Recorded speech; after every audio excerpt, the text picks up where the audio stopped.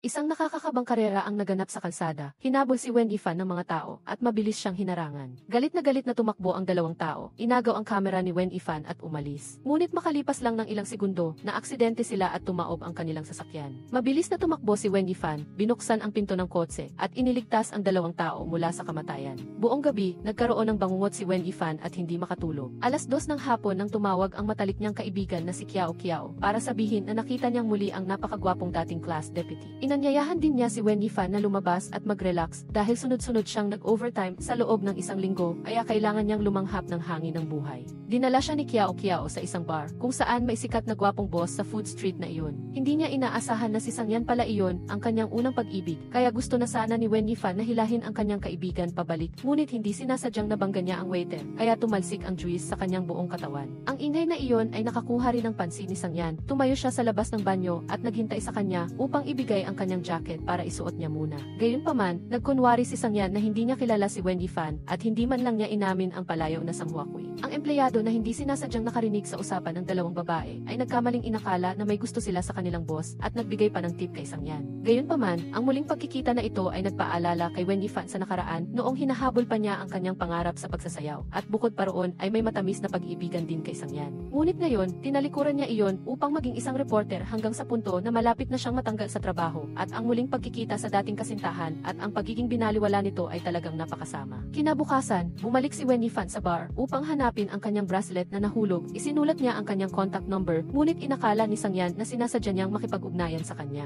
Pagod na pagod siyang umuwi, si Wendy Fan ay hinalay ng kanyang kasama sa bahay. Ngunit bago pa man niya nagawa ang anumang bagay, binugbog na siya ng isa pang lalaki. Lahat silang tatlo ay dinala sa presinto. Si Wendy Fan ay hindi pa rin nakakabawi ng kanyang kalmado, ngunit tahimik pa rin siyang umuwi ng mag-isa. Sa pagkakita sa asawa at mga anak ng baliw na lalaki, sa halip ay pinayuhan niya sila na hindi nila kasalanan kaya hindi sila dapat makonsensya. Hindi siya naglakas loob na umuwi sa boarding house, kaya nakitulog na lang siya sa kanyang matalik na kaibigan sa loob ng isang gabi. Gayunpaman, hindi pa rin siya makatulog dahil sa pag-alala sa nakaraan. Nangyari na rin ito noon, ngunit ang bumabagabag sa kanya ay hindi siya ipinagtanggol ng kanyang ina. Nang makita niya ang malaking pamilya ni Kiao Kiao na masaya at nagkakasundo sa kabila ng masikip na bahay, gumaan ang kanyang pakiramdam. Sa kumpanya, pinuri muli si Ifan dahil sa pagligtas niya sa 2 taong na aksidente noong nakaraang araw at nakatanggap pa siya ng sertipiko ng pagkilala mula sa istasyon ng pulisya. Kinuhaan pa siya ng video ng reporter para interviewin, ngunit nahihiya si Ifan sa harap ng kamera at hindi alam ang sasabihin. Dahil dito, naipasa ang kanyang probationary period at naging opisyal siyang empleyado ng Departamento ng Media. Ang unang proyekto ay ang mag-shoot ng video sa labas ng bahay ang grupo ni Ifan sa bisperas ng bagong taon at doon ay hindi sinasadya niyang nakita si Sangyan.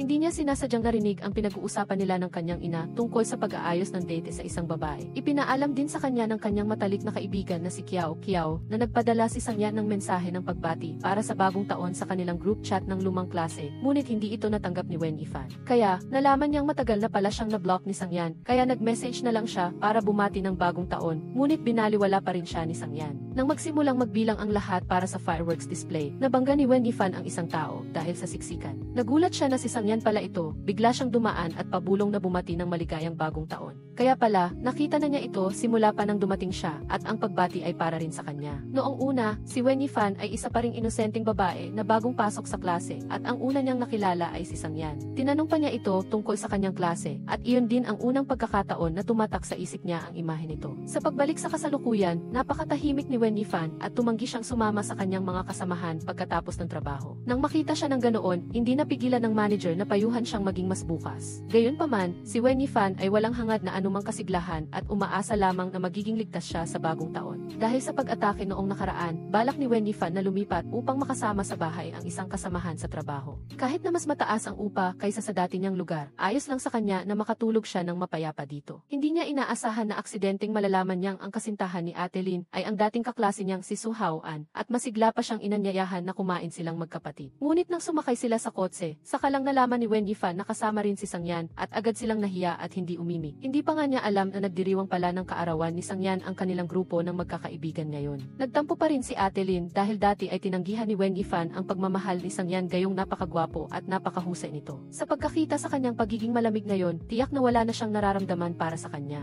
Hindi pa nagtatagal ang pagkain ni Wendy Fan nang nagdahilan siyang may trabaho ang kanyang manager para makaalis. Hindi niya inaasahan na lalabas din si Sangyan at inutusan siyang ihatid siya sa parking lot ni Su Hao-an. Nagtanong siya kung pwedeng makisakay sandali, ngunit malamig na tumanggi si Sang Yan at sinabing hindi siya dadaan doon. Hindi na nagpumilit si Wendy Fan at nagbook na lang sana ng taxi. Ngunit dahil rush hour, walang tumatanggap na driver kahit matagal na siyang naghihintay. Tumanggi si Sang Yan sa simula, ngunit nagmaneho pa rin siya at tinawag siya upang sumakay. Naalala ni Wendy Fan noong nag-aaral pa sila, binigyan siya ni Sang Yan ng music box bilang regalo sa kanyang kaarawan. Ngunit ngayon, pagdating niya sa destinasyon, nagmamadali siyang pinaalis sa sasakyan. Gayunpaman ay naghintay pa rin siya hanggang sa makapasok siya sa bahay bago siya umalis. Gayunpaman, pagkapasok pa lang ni Wendy Fan sa silid, napansin niya na biglang nawawala ang kanyang pusa. Iyon pala, ang mga lalaki sa katabing silid ang nagnakaw nito upang akitin siya para makapaghiganti dahil sa pagsumbong niya sa masamang ginawa ng kaibigan nila noong nakaraan. Agad siyang tumakbo palabas, ngunit makalipas lang ng ilang sandali ay napunta na siya sa dulo ng daan. Inakala niyang wala na siyang pag-asa, ngunit hindi niya inaasahang naroon pa rin si Sang Yan para iligtas siya. Mabilis niya itong isiniksik sa kotse, hinarangan ang tatlong lalaki at pagkatapos ay nagmaneho palayo. Pagdating sa istasyon ng pulisya, kinuwestiyon niya kung bakit hindi ito tumakbo patungo sa kanya nang makita niya ito. Ipinaliwanag ni Ifan na natatakot siyang madamay ito. Nang makita niyang puno ng sugat si Sang Yan, nagpunta si Wendy Fan sa botika at bumili ng pangunang lunas para sa mga sugat nito at pagkatapos ay maingat na nilagyan ng gamot ang bawat sugat. Natakot din si Sang Yan na baka maatake siyang muli kaya sinamahan niya si Wendy Fan hanggang sa loob ng bahay at inutusan siyang mag-impake at lumipat ng bahay kaagad sa gabing iyon. Dito, nasaksihan ni Sang Yan kung gaano katagal na siyang nakatira sa slum area na ito. Dahil sa pagpapasalamat kay Sang Yan sa pagligtas sa kanya, inanyayahan siya ni Wendy Fan na kumain upang magpasalamat at pinuri pa na napakagwapo pa rin ito kahit may sugat sa mukha. Pagkatapos ihatid si Wendy Fan sa kanyang bagong bahay, bumalik si Sang Yan sa dati nitong boarding house upang bigyan ng leksyon ang tatlong lalaki kanina. Dahil narinig niya na ang mga baliw na iyon ay umabot na sa puntong gusto nilang maglagay ng kamera para kunan si Wendy Fan. Kaya, inayos niya silang lahat upang tingnan kung talagang naglagay sila ng kamera. Gayunpaman, ang kasama pala ni Wendy Fan sa bahay ay allergic sa balahibo ng pusa, kaya napilitan siyang ilipat ang pusa sa ibang lugar. Ang pangalan ko ay si Kiao, kaya ipinakita niya ang pusa para alagaan. Hindi pa nagtatagal ang paglipat niya, nasaksihan ni Wendy Fan ang matinding pag-aaway ni na Ate Lin at Suhao hanggang sa gusto na nitong ibalik ang lahat ng bag na regalo nito. Kumalat ang chismis sa mga kasamahan niya sa Gihi Station na malapit nang mag-resign si Wang Linlin dahil nakikipagrelasyon siya sa isang mayaman na kliyente. Makalipas ang ilang araw, nag-text si Sang Yan sa kanya at sinabing naiwan niya ang kanyang susi sa kanyang sasakyan at inakala niyang ginagamit niya ang paraang ito para kunin ang kanyang atensyon. Nakipagkita si Wendy Fan sa kanyang mga kasamahan sa bar nito upang uminom bilang pagdadahilan na kunin ang susi. Dahil malaki ang naitulong niya, inanyayahan siya ni Wendy Fan na kumain kinabukasan. Biglang tumawag ang kaibigan ni Sang Yan para ipaalam na nasusunog ang kanyang apartment. Ngunit kalmado pa rin si Sang Yan dahil inisip niyang hindi naman siya bumbero. Sa kabilang banda, nasasabik si Wendy Fan dahil siya ay isang reporter at ito ay maaaring isang mainit na balita para sa Gihi Station. Kaya, tumakbo siya kasama ang kanyang kasamahan sa apartment complex upang interviewin ang ilang mga kapitbahay na nakatira doon. Ang kanyang apartment ang pinakamatindi ang sunog kaya gusto siyang interviewin ng reporter. Hindi niya inaasahan na sinabi ni Sang Yan na masaya siya at sana ay ganoon din ang reporter. Kaya nagulat si Wendy Fan at hindi niya maintindihan ang sinasabi nito. Kinabukasan, si Wang Linlin mismo ang nag-anunsyo kay Ifan na balak niyang mag-resign at lumipat sa ibang lugar na may mas mataas na sweldo na nangangahulugang kailangan niyang lumipat sa ibang lugar. Paano bubuhatin ni Wendy Fan ang upa ng mag-isa sa lugar na ito? Ngunit ipinangako ni Linlin na hahanapan siya ng bagong umuupa. Pag-uwi ni Ifan, napansin ni Wendy Fan na hindi nakakandado ang pinto, kaya nag-alala siya kung may umakyat ba sa kanyang silid. Nang makita niya ang anino ng tao, agad siyang natakot at tumawag sa pulisya, ngunit hindi niya inaasahang si Sang Yan pala iyon. Nalaman pala na si Wang Linlin nang naghahanap ng upa sa silid ay nakahanap mismo ng isang tao na nangangailangan ng bagong matutuluyan at sinamantala niyang tulungan ang dalawa na magkabati. Gumawa si Wendy Fan ng ibang paraan, sinasabing napakagulo niyang mabuhay at maabala siya, nag-alaga pa nga siya ng pusa para paalisin siya. Gayunpaman, sinabi ni Sang Yan na nasunog ang kanyang bahay at ginamit niya ang lahat ng kanyang pera para sa pag-aayos at dahil mahina ang kita ng bar, kaya doon na lang siya makikitira. Nangako siya na pagkatapos ng 3 buwan ng pagkumpuni, aalis siya, ngunit hindi pa rin tumatanggap si Wendy Fan at humiling na pag-usapan nila ito bukas pagkatapos ng kanyang trabaho. Kinaumagahan, napansin ni Wendy Fan na hindi pala natulog doon si Sang Yan noong nakaraang gabi, kundi natulog sa hotel. Pagkatapos pag-isipan, pumayag si Wendy Fan na makisama ito sa kanyang bahay sa loob ng ilang panahon at pinilit pa niyang bayaran siya ng mas mataas na renta dahil siya ang matutulog sa master bedroom. Pagkatapos, nag-acting siya bilang tour guide, ipinakita sa kanya ang lahat ng bahagi ng bahay. Nakita ni Sang Yan na medyo maliit ang kanyang kwarto at kailangan pa niyang gumamit ng banyo sa labas, kaya nag-alok siyang magpalit ng kwarto para makakuha siya ng mas malaking kwarto. Pagkalipat pa lang, bumili na si Sang Yan ng isang tumpok ng bagong kasangkapan para sa bahay at sinadya pa niyang bumili ng mga laruan para sa pusa ni Wendy Fan at pagkatapos pagkatapos ay nagsinungaling. Sinabing makakakuha sila ng diskwento kung bibilhin nila ito ng magkasama. Gayunpaman, binayaran pa rin siya ni Wendy Fan, ngunit nagkataong tumugma ang halaga sa 520 yuan. Napilitan siyang ipaliwanag na ito ay para sa gastusin sa pamumuhay upang maiwasan ang pagkalito nito. Pagkatapos niyang mag-compute ulit, nalaman niyang ang tamang halaga na dapat niyang bayaran ay 505 yuan, kaya nahiya siya at sinabi sa kanyang ibalik ang sukli. Ngunit sa loob niya ay natatakot siyang isipin ni Sangyan na mayroon siyang masamang intensyon sa kanya. Dahil iniwan siya ni Wang Linlin, nagpunta si Su Haoan sa bar at uminom mag-isa dahil sa kalungkutan. Naawa naman si Kiao, kaya nakipag-inuman at nakipag-usap sa kanya. Hindi niya inaasahan na kinaumagahan ay natagpuan niya ang sarili niyang natutulog kasama niya sa iisang kama ng walang saplot. Hindi sila makapaniwala sa kanilang nakita at nagpunta pa sa security office para tingnan ang kamera. Ngunit ang totoo ay nalasing sila at umuwi ng magkasama para magpalipas ng gabi. Pagkatapos, pumunta si Kiao sa airport para sunduin ang isang kaibigang galing sa ibang bansa na nagngangalang Siang Lang. Tumawag pa siya kay Wendy Fan para sabihin na pansamantala ring nangangailangan ng matutuluyan ang kaibigan. Ang balitang ito ay hindi sinasadyang narinig ni Sangyan at kahit naiinis siya, nagkunwari pa rin siyang walang pakialam. Ipinaliwanag ni Wendy Fan na si Siang Lang ay ang kanyang matalik na kaibigan simula pa noong kindergarten at balak nilang magkita-kita sa labas. Nang marinig ito, iminungkahi ni Sangyan na magpunta sila sa kanyang bar at humiling na humatak ng mga customer para sa kanya. Ngunit puna ni Wendy Fan na parang barbero ang bar niya, kaya ayaw niyang pumasok simula pa. Sa trabaho, nang si Wendy Fan ay nag-iisa sa opisina, isang lalaking kasamahan ang sinadyang pumasok at nagbigay ng kape sa kanya. Ngunit pagkatapos ng ilang segundo, sinadya nitong umupo ng napakalapit sa kanya na parang nakuryente si Wendy Fan, kaya agad niyang inalis ang kamay niya, dahilan para matapon ang kape. Kaya naman, nagdahilan si Wendy Fan na lalabas para kumuha ng panlinis, ngunit hindi ito ang unang pagkakataon na naranasan niya ang sitwasyong ito. Kahit ang kanyang pinuno ay gustong gamitin ang mga benepisyo sa trabaho para akitin si Wendy Fan. Pinayuhan siya ng babaeng kasamahan na magsumbong, ngunit alam ni Ifan na walang maniniwala. Isang beses, dumating ang asawa ng isang kasamahan sa kumpanya at nag-eskandalo, sinampal siya at tinawag siyang mang-aakit kahit pa ang asawa nito ang nag-text sa kanya para mang-istorbo sa hating gabi. Kahit nagsumite si Ifa ng reklamo, dahil sa kapangyarihan na bumabalot sa katotohanan, walang sinuman ang naniwala sa kanya, kaya napilitan si Ifa na magtiis hanggang ngayon. Nagpunta si Wendy Fan para interviewin ang isang pamilya na may kaso. Isang 16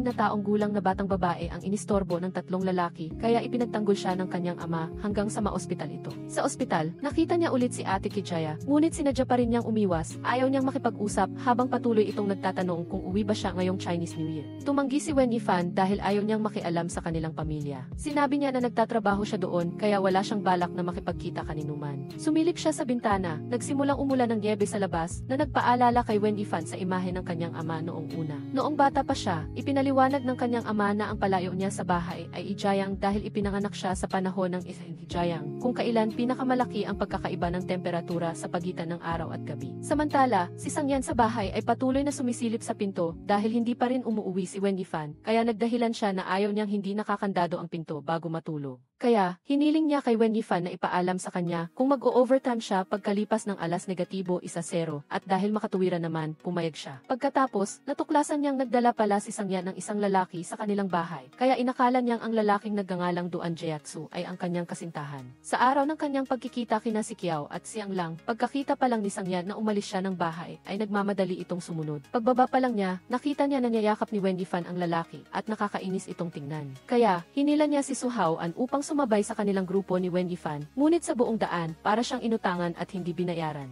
Pero gusto pa ring magdagdag ng apoy ni Su Haoan sa pag-ingay, binanggit niya ang lumang kwento sa pagitan ni Sangyan, Wendy Fan, at Siang Lang na ito ay isang love triangle. Dahil dito, naalala ni Ifa na dati, dahil din sa chismis na ito, siya ay iniiwasan ng kanyang mga babaeng kaibigan sa paligid at maging pinag-uusapan sa lahat ng dako. Ngunit si Sangyan mismo ang pumagitna, pinilit silang humingi ng tawad kay Wendy Fan at nagbabala na huwag nang magsalita ng masama sa hinaharap. Gayunpaman, naiinis pa rin ang mga babae at gusto pa siyang paalisin sa klase ng sayaw. Muling pumagitna si Sangyan upang protektahan siya at nanood habang sumasayaw si Wendy Fan ng ballet. Nagpunta silang lahat sa isang hotpot restaurant para kumain. Laging naalala ni Siang Lang ang ugali ni Wendy Fan na hindi kumakain ng coriander at tinadtad na bawang kaya tinukso siya ni Su Haoan. Sinabing inaalagaan niya ito na parang asawa. Nagtaka si Su Haoan kung bakit laging tinatawag ni Siang Lang si Wendy Fan sa pangalang Dian Dian na nag-ugat noong nag-aaral pa sila sa kindergarten ng magkasama. Pagkatapos, nagpunta sila sa bar para uminom. Nag-alok si Su Haoan na maglaro ng truth or dare at siya ang unang nabunot. Ang kanyang hamon ay pumili ng isang tao upang halikan, kaya wala siyang nagawa kundi halikan si Sangyan. Ang susunod na nabunot ay si Wendy Fan at kailangan niyang magsabi ng isang magandang katangian ng bawat lalaki na naroroon.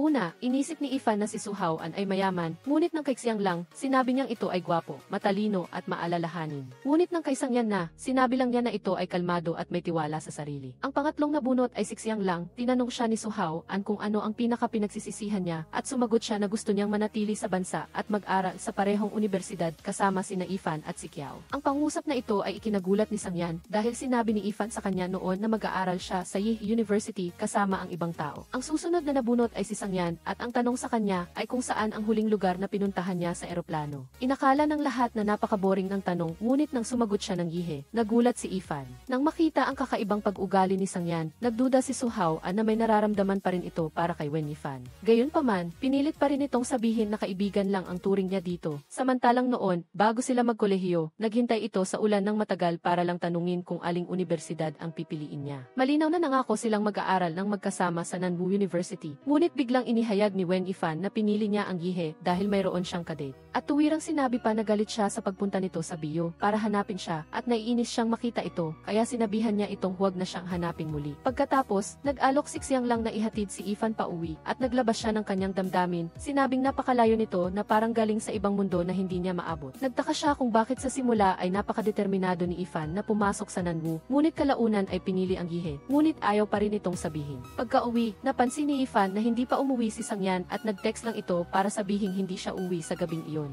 Ganoon din ang nangyari sa sumunod na ilang araw, ngunit hindi pa rin siya nagtanong ng anuman. Naalala ni Xiang Yan na dati, araw-araw ay sinisikap niyang abutan ang pinakaunang bus papunta sa paaralan para lang makasabay si Ifan. Ngunit ngayon ang mga text message sa pagitan nila ay tungkol lang sa kung nakakandado ba ang pinto o hindi. Biglang pumunta ang ina ni Ifan sa Gi Station para hanapin siya. Gustong yayain siyang umuwi sa bisperas ng bagong taon para makipagkita sa isang tao. Gayunpaman, hindi agad pumayag si Wen Yifan at malamig siyang sinabihan na umuwi na. Napansin ni si Qiao na natutulog si Xiang Yan sa bar nitong mga nakaraang araw, kaya tinawagan niya ang kanyang matalik na kaibigan at tinanong kung nag-away ba sila. Ngunit si Wen Yifan ay kumilos pa rin ng normal at sinabi na mas bagay silang tawaging parang estranghero na magkasama sa iisang bahay. Ang nakaraang panayam kay Xiang Yan ay biglang sumikat sa social media dahil sa kanyang kagwapuhan. Pag-uwi, pinanood pa niya ang ginupit na bahagi na ginawa ng netizens at natawa. Hindi niya inaasahan na biglang lumitaw si Xiang Yan mula sa likod at sinabing gusto ng kanyang ina at kapatid na babae ang video. Ilang araw siyang hindi umuwi at bumili pa siya ng maraming pagkain. Pinuno ang refrigerator at sinabing kung wala siya sa bahay, kunin na lang niya at kainin dahil ayaw niya ng nasasayang. Siyempre, ayaw ni Wen Yifan na kumain ng libre, gusto niyang hatiin ang gasto sa kanya. Ngunit sinabi lang ni Xiang Yan na padalhan siya ng 20 yuan at sinabing may utang pa siya sa kanya.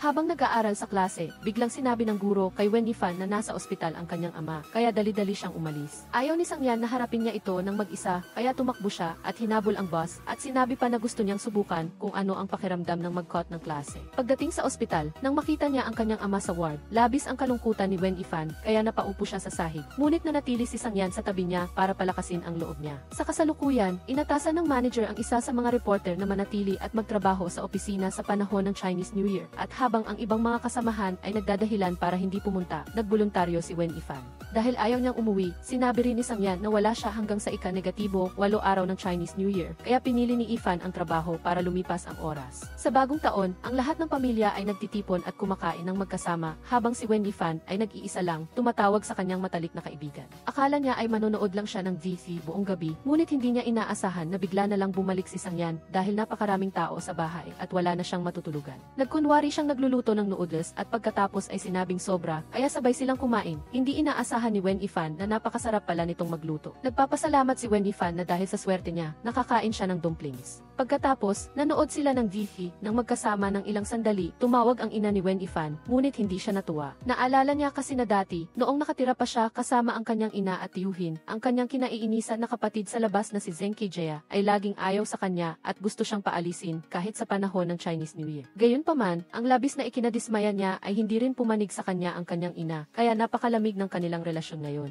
Naalala ni Xiang Yan noon, nasaksihan niya kung gaano kabalisa si Wen Yifan sa libing ng sarili nitong ama. Samantala, nag-iisip ang kanyang ina kung saan siya dapat manirahan dahil may sarili na siyang pamilya at ngayon, nang makita niya itong mag-isa, medyo nagulo ang isip ni Xiang Yan. Sa simula, lumipat siya upang manirahan sa kanyang lola, ngunit hindi nagtagal ay namatay din ito, kaya lumipat si Wen Yifan upang manirahan sa kanyang tiyuhin, ngunit hindi rin siya masaya doon. Minsan, nahulog ni Yifan ang pera na ipinabili ng kanyang tiyuhin ng pagkain. Natakot siyang umuwi at nagkataong nakita niya si Xiang Yan, kaya humiram siya ng pera dito. Kinaumagahan, pumunta sina si Qiao at Xiang Lang upang sumalo kay Wen Yifan sa isang handaan. Tumawag si Sangyan upang sabihin sa kanyang kainin ang congee na niluto niya, ngunit narinig niya ang boses ni Xiang Lang sa loob ng bahay, kaya nagmadali siyang umuwi. Natatakot si Wen Yifan na hindi niya magugustuhan na nagdala siya ng mga kaibigan, kaya hinila niya ang dalawa niyang kaibigan sa tabing dagat upang magmasid ng tanawin. Ikinuwento ni Xiang Lang na mayroong alamat dito na kapag humiling ka sa sirena, magkakatotoo ang lahat, ngunit si Wen Yifan ay walang pakialam at hindi naniwala dito. Inanyayahan ni Xiang Lang siyang kumain ng congee, ngunit ipinaalala nito kay Wen Yifan na sinabi ni Sangyan kaninang umaga na kainin niya ang congee sa rice cooker. Kaya, tumanggi si Wen Yifan, nagmadali siyang umuwi para kumain ng congee, ngunit hindi niya inaasahan na naubos na pala ito ni Sangyan. Ang palagay niya kung pwede siyang magdala ng kaibigan sa bahay, ay pwede rin siyang sabihing bukas ay magdadala siya ng kaibigan dito, kaya napagkamalan ni Wen Yifan na may kasintahan na siya. Noong high school, si Sangyan ay nakipag-away para ipagtanggol si Wen Yifan, kaya tinawag ang kanyang mga magulang para kausapin. Akala pa ng guro ay maaga silang nag-iibigan, kaya pinayuhan silang mag-aral ng mabuti, subalit sinabi ni Sangyan na siya lamang ang may gusto kay Yifan, kaya hindi kasali si Yifan sa issue. Ngunit hindi ito ang inisip ng tita ni Yifan, dahil sinigawan pa niya si Yifan na isang mang-aakit ng lalaki. Ipinahayag din nila na malapit na silang lumipat sa ibang lungsod at kailangan ding lumipat ng paaralan si Yifan. Binalaan pa nila siya na putulin ang ugnayan kay Yan at huwag na siyang makipag-ugnayan dito. Sa kanyang shift, biglang nag-text si Yan na nais niyang bumili si Yifan ng pizza para sa kanya, ngunit partikular niyang sinabi na piliin ni Yifan ang gusto niya. Nang umuwi si Yifan, nakita niya si Yan na may dalang maliit na babae, na kapatid pala ni Yan na nagngangalang Zai. Ang ideya ng pagkain ng pizza ay ideya din ng bata. Ngunit inosenteng sinabi ni Zi na sa bahay nila tuwing bagong taon ay mga magulang lamang niya ang nandoon, kaya naalaala ni Yifan ang sinabi ni Yan na marami silang kamag-anak at walang matutulugan.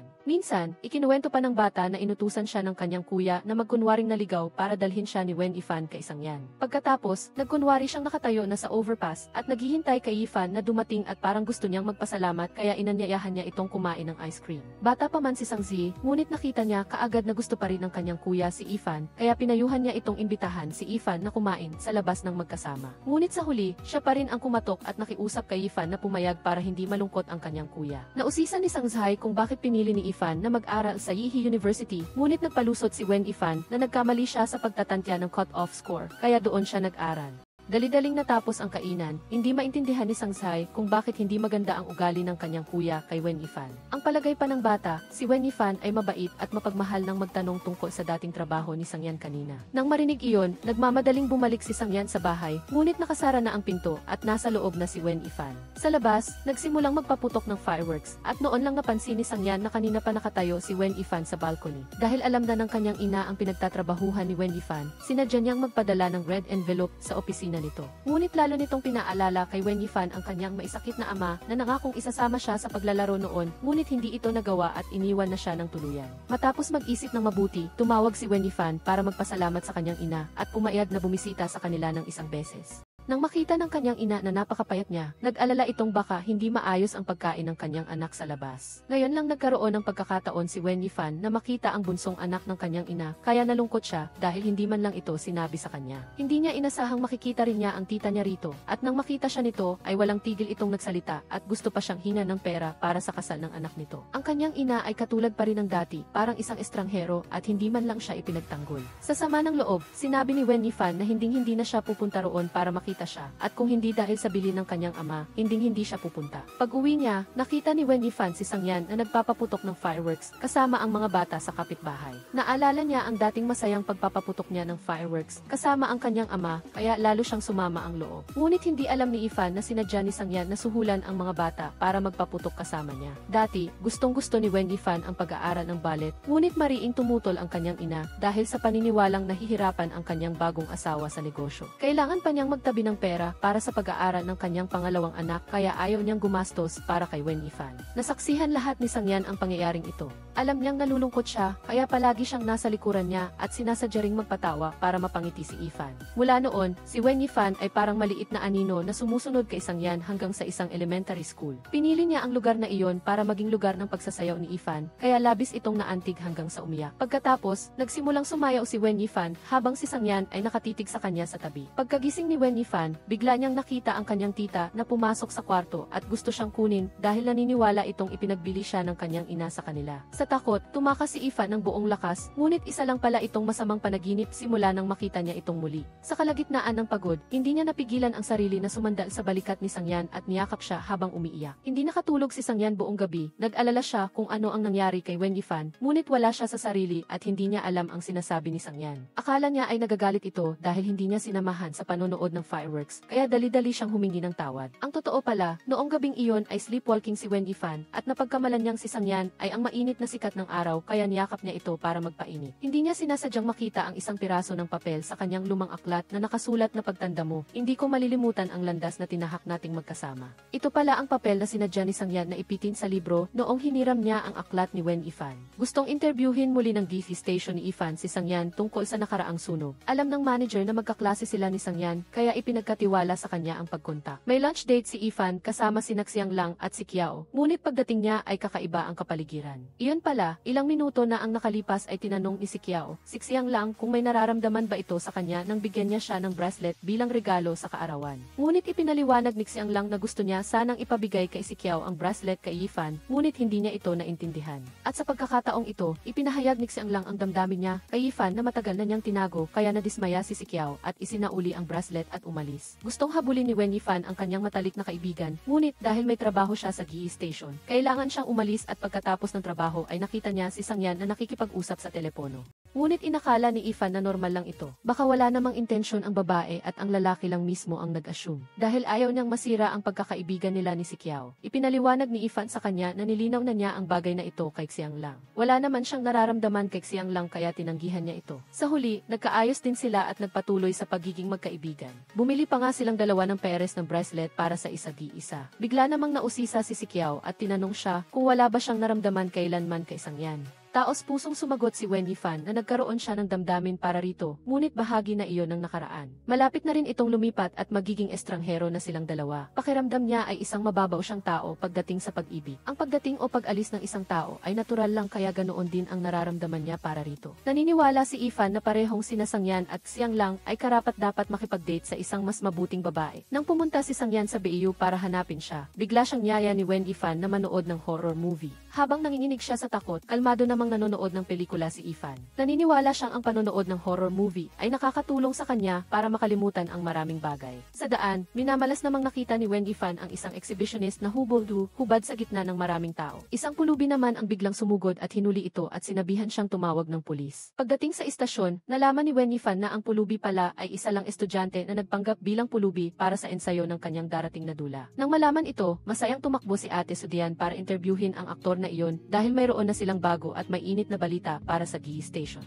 Nakita ni Muchengyo na nakatingin si Ifan sa kanya, kaya inakala niyang may fan siya, ay akusang loob siyang pumirma at nagbigay ng lagda rito. Nang malaman ni Sangyan na malapit lang si Ifan sa apartment complex nila, pinapunta niya ito sa supermarket para tulungan siyang magbitbit ng pinamili niya dahil sa dami ng kanyang dinala, subalit gusto lang niyang samahan siya sa supermarket. Sa tuwing makikita niya si Ifan na nag-aatubili na bumili ng isang bagay na medyo mataas ang presyo, kaagad itong inilagay ni Sangyan sa shopping cart at binayaran pa ito. Paglabas nila ay malakas ang ulan at pagtalikod ni Sangyan para kumuha ng payong, biglang lumabas si Muchengyon at gustong payungan si Ifan, kaya nang makita niya ito ay nagmadali siyang tumakbo at hinila siya palayo. Pagsapit ng gabi, nagtanong pa si Sangyan kung may horror movie ba siyang mapapanood para madaling makatulog, kaya naisip ni Wen Yifan ang aktor na si Muchengyon kaninang umaga at inirekomenda sa kanya ang pelikula na pinagbibidahan nito. Ngunit sandali pa lang siyang nanonood ay nanginginig na sa takot si Sangyan, kaya hindi na napigilan ni Ifan ang pagtawa. Tinanong niya ito kung hindi ba niya naaalala na ito ang pelikulang pinanood nilang dalawa dati sa BU. Ngunit noong oras na iyon ay nakatingin lang siya kay Yifan at hindi naglakas loob na tumutok sa panonood ng pelikula. Takot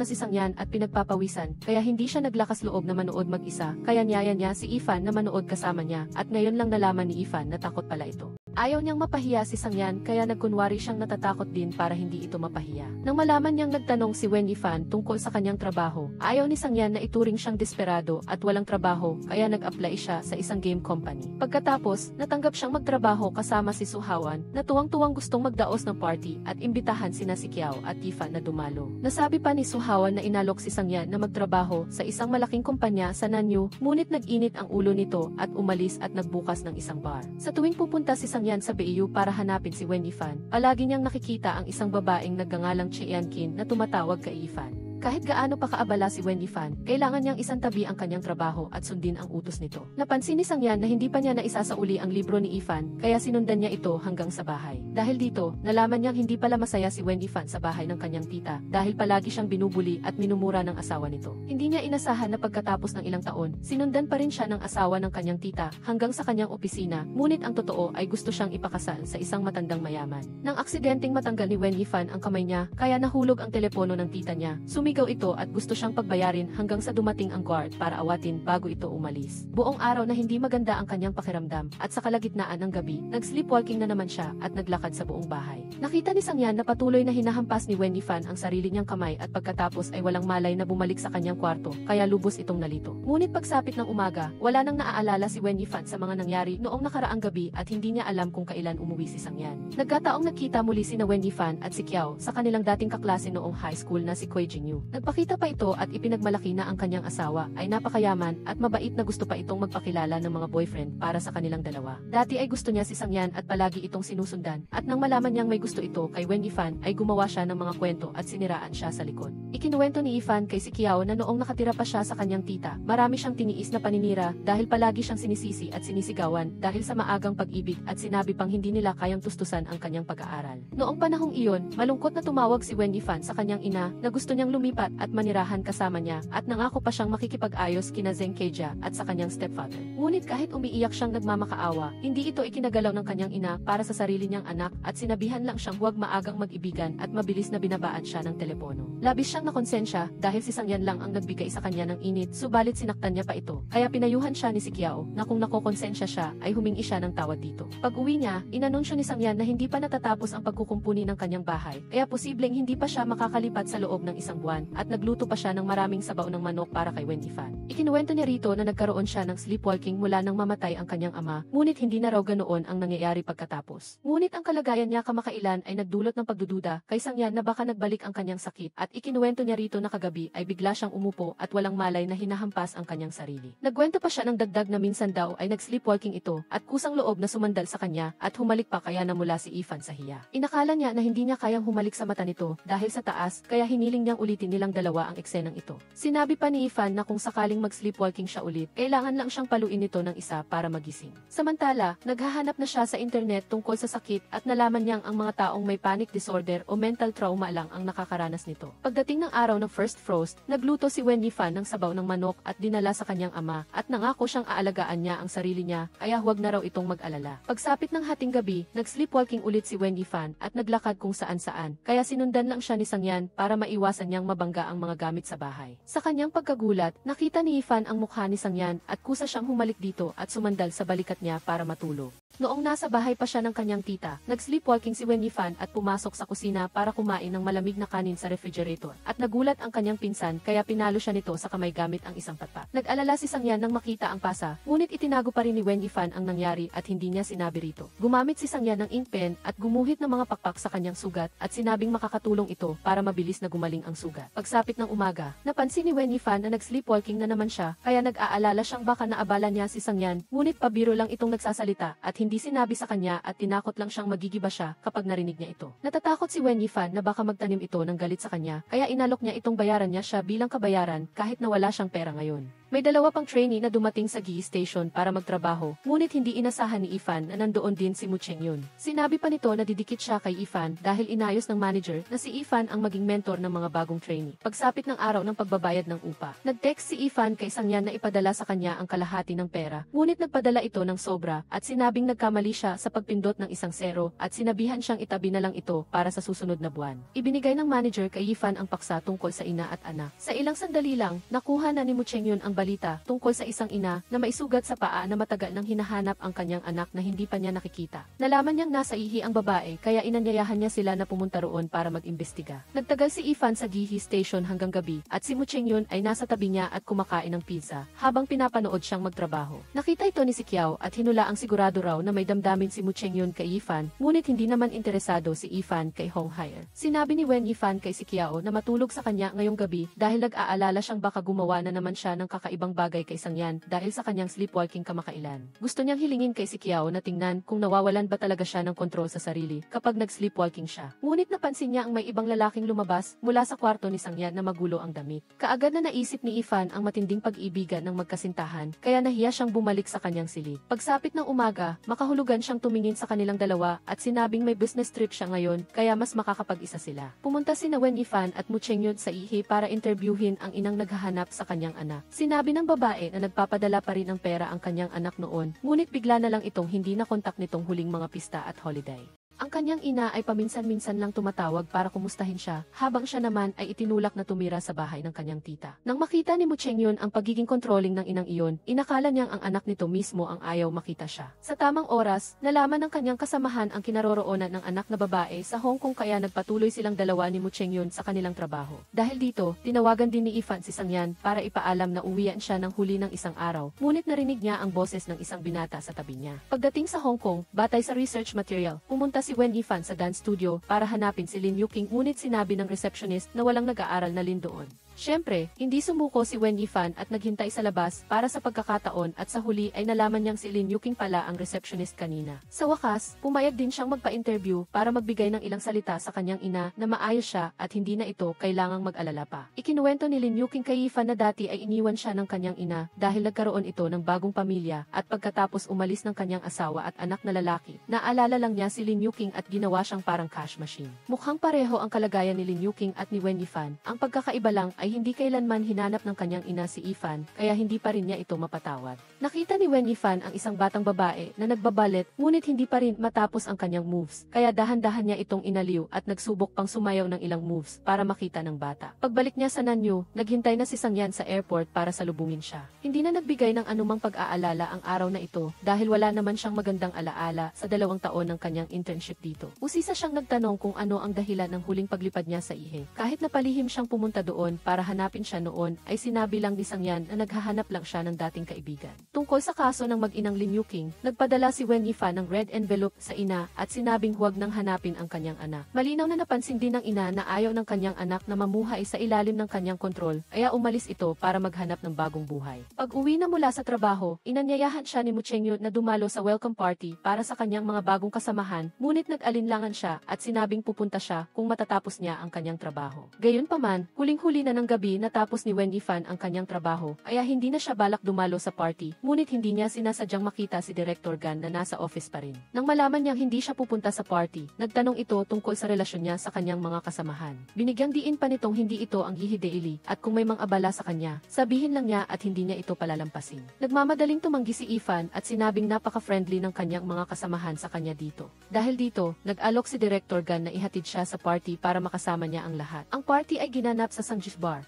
Magigi ang lahat ay masayang nag-uusap. Ang team leader na si Ifan ay nakatayo ng mag-isa sa second floor railing at nag-enjoy sa kantang tinutugtog ng singer sa ibaba. Nagkataon namang dumating din si Sangyan sa bar at sinabihan siya ng empleyado na nasa second floor ang kanyang mga kaibigan. Pag-akyat niya sa hagdan, nakita niya ang maliwanag ng ngiti ni Ifan, ngunit si Mu Chengyun ay nasa tabi niya. Nagsalita ito ng may matatamis na salita na gusto niyang tumayo sa kaliwang bahagi ni Ifan para mas malapit sa puso niya, ngunit patuloy na nagtatalaam si Ifan sa kanya. Ngunit mula sa bibig ni Mu Chengyun, nalaman niya na sa graduation ceremony ni Sangyan, uminom ito ng halos 10 bottle ng beer, ngunit hindi man lang ito nalasing. Nang matapos ang party, pinilit ni Mu Chengyun si Ifan na tulungan siyang makalabas. Nang makita siyang hindi makatayo ng tuwid, tinangka niyang alalayan ito, ngunit biglang sumulpot si Sangyan at hindi siya pinayagan na hawakan ito at dinala niya si Mu Chengyun sa bahay niya. Pagkatapos, binuhat pa niya ito hanggang sa gate ng apartment at ibinunyag ang kanyang pagpapanggap na lasing para samantalahin si Ifan. Ginawa na raw ni Sangyan ang trick na iyon 800 taon na ang nakakaraan, kaya huwag na siyang umarte sa harap nito.